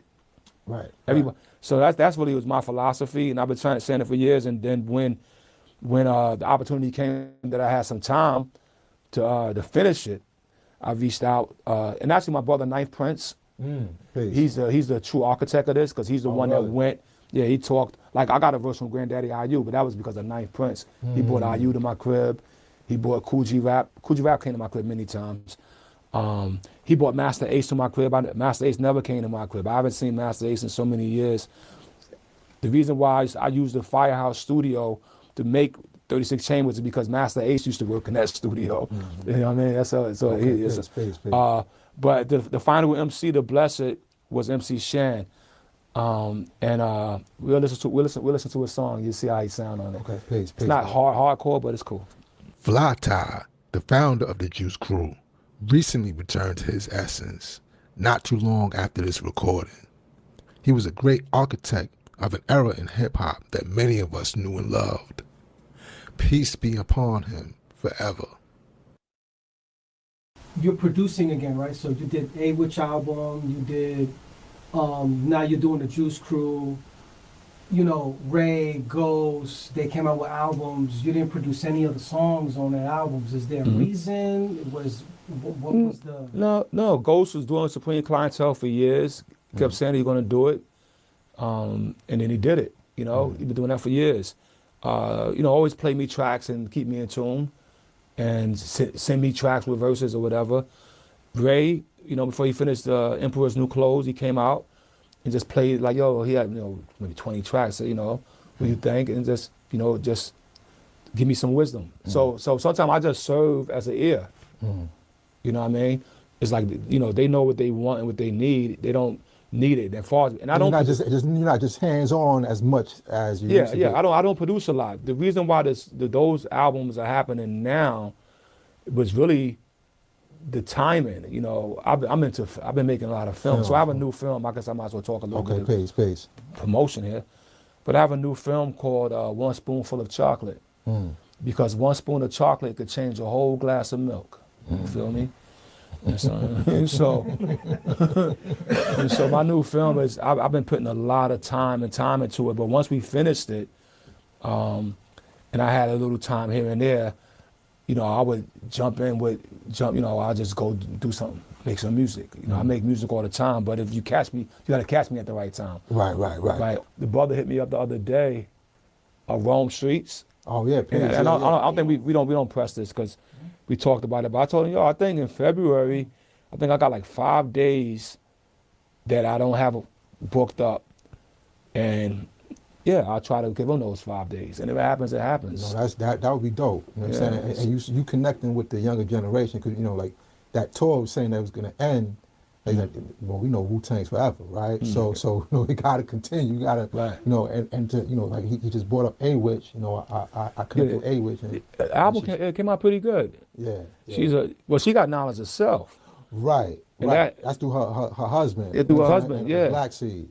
Yeah, when I met her, and she was like, peace, God, and she knew the day's mathematics. Peace to the gods and earth. Y'all taught me something very important.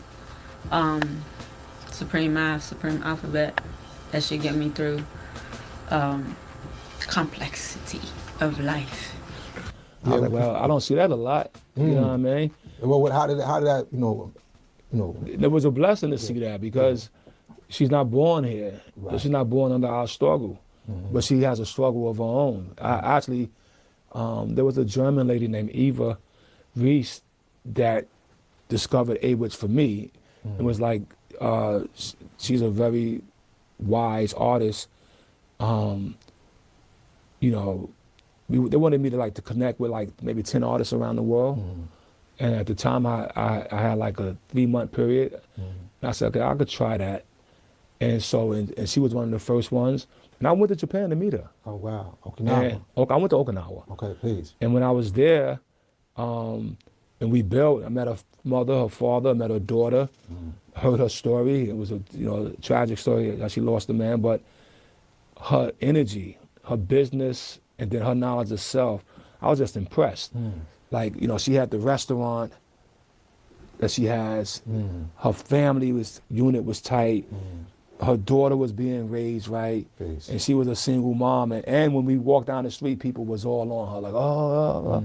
I said, that's good, sis. Like, and then a few months later, she's like, let's do a project. I said, okay. And what I did with her that I don't normally do, I had a batch of beats, was like, see how those feel. And she said they felt good. Then she came to New York, came to the Wu Mansion. Came to the Wu Mansion. We started in New York, then went down to the Wu Mansion, and we started going through the joints, and she was like, she showed me the ones she liked. I was like, you know what? Let's do it. Peace, and I actually I'm enjoying her album as well. Yeah. She's dope. I'm just singing body with that solid mathematic. My aesthetics are poetic. Haters wanting rolling, manic, loaded, product, rolling, challenge, schedule, character with carrots, solid, dollar, bring it back if you want it. I got one last question. I in this, God, in your producing, right? You had in your early years, you would use the same sample and chop it up and go in different dimensions, like the Charmels, right? Like you got cream. Cash rules everything around me. Cream, get the money. Dollar bill, yo. And then you got I Got Your Back. Yo, I got your back with the best of watch your front. Cause it's the day in the front. There you go, son. You know what I'm saying? Like Wait, I Got Your Back. Is that the Charmels? You're right. Yeah. The way you chopped it. Yeah. You're right. That was my one little piece. How many of y'all knew that was the same sample? Flipped in different dimensions.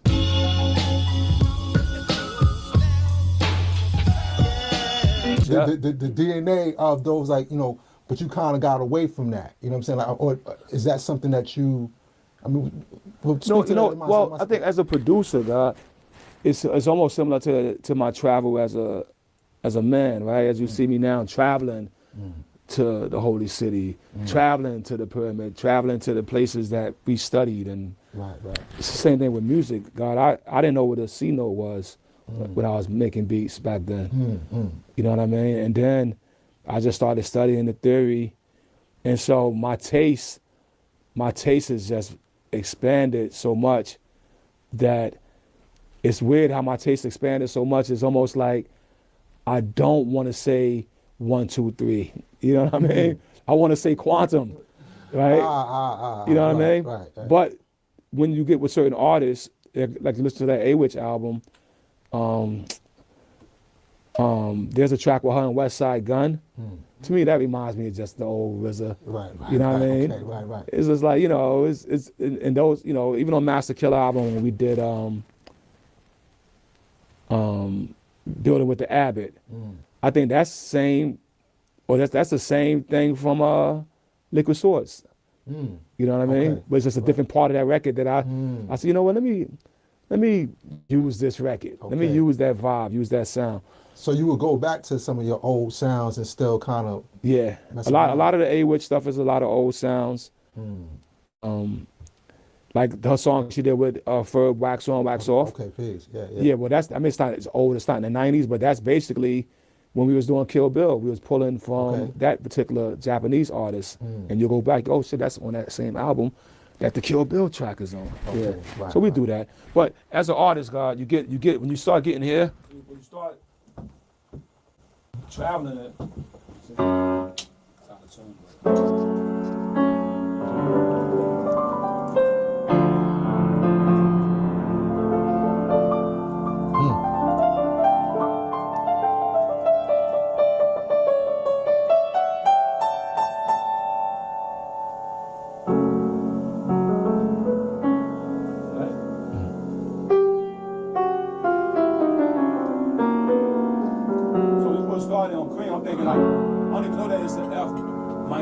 right? But now that I know it's an F minor, I can do all types of shit with that. I can go from the F to the A.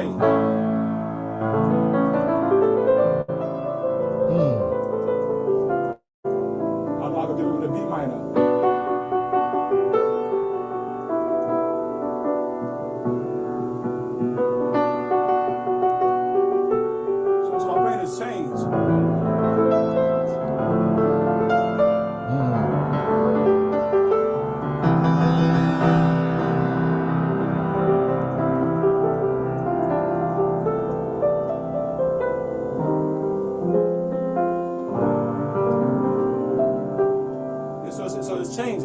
my brain is not, you know, like, what's that song? Heaven. Yeah, heaven. In this crazy town. That's Buck 50. So now I know what it is. I don't wanna just do the. I wanna move. My brain it's not satisfied with the loop. It's not satisfied with the loop.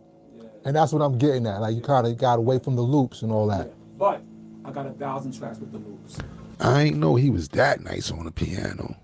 Perhaps I should have known. The RZA has inspired many, including myself, cooking up with loops and sample chops. Yet I understand the necessity of growth and development. It's a real thing that not everyone will be on board to support your evolution. Some celebrate growth, while others resist it. There are those who want to hold you to your past. Some will want to crucify you in the court of public opinion. Perhaps all this comes with being a public figure. After our bell, he let us hear some unreleased music, including some music that his sons made. There's a lot that we didn't touch on, and possibly the next time we can unpack some of the other questions floating in the atmosphere.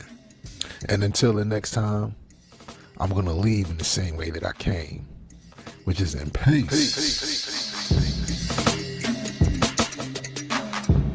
I like the synth, Mega. Do it again.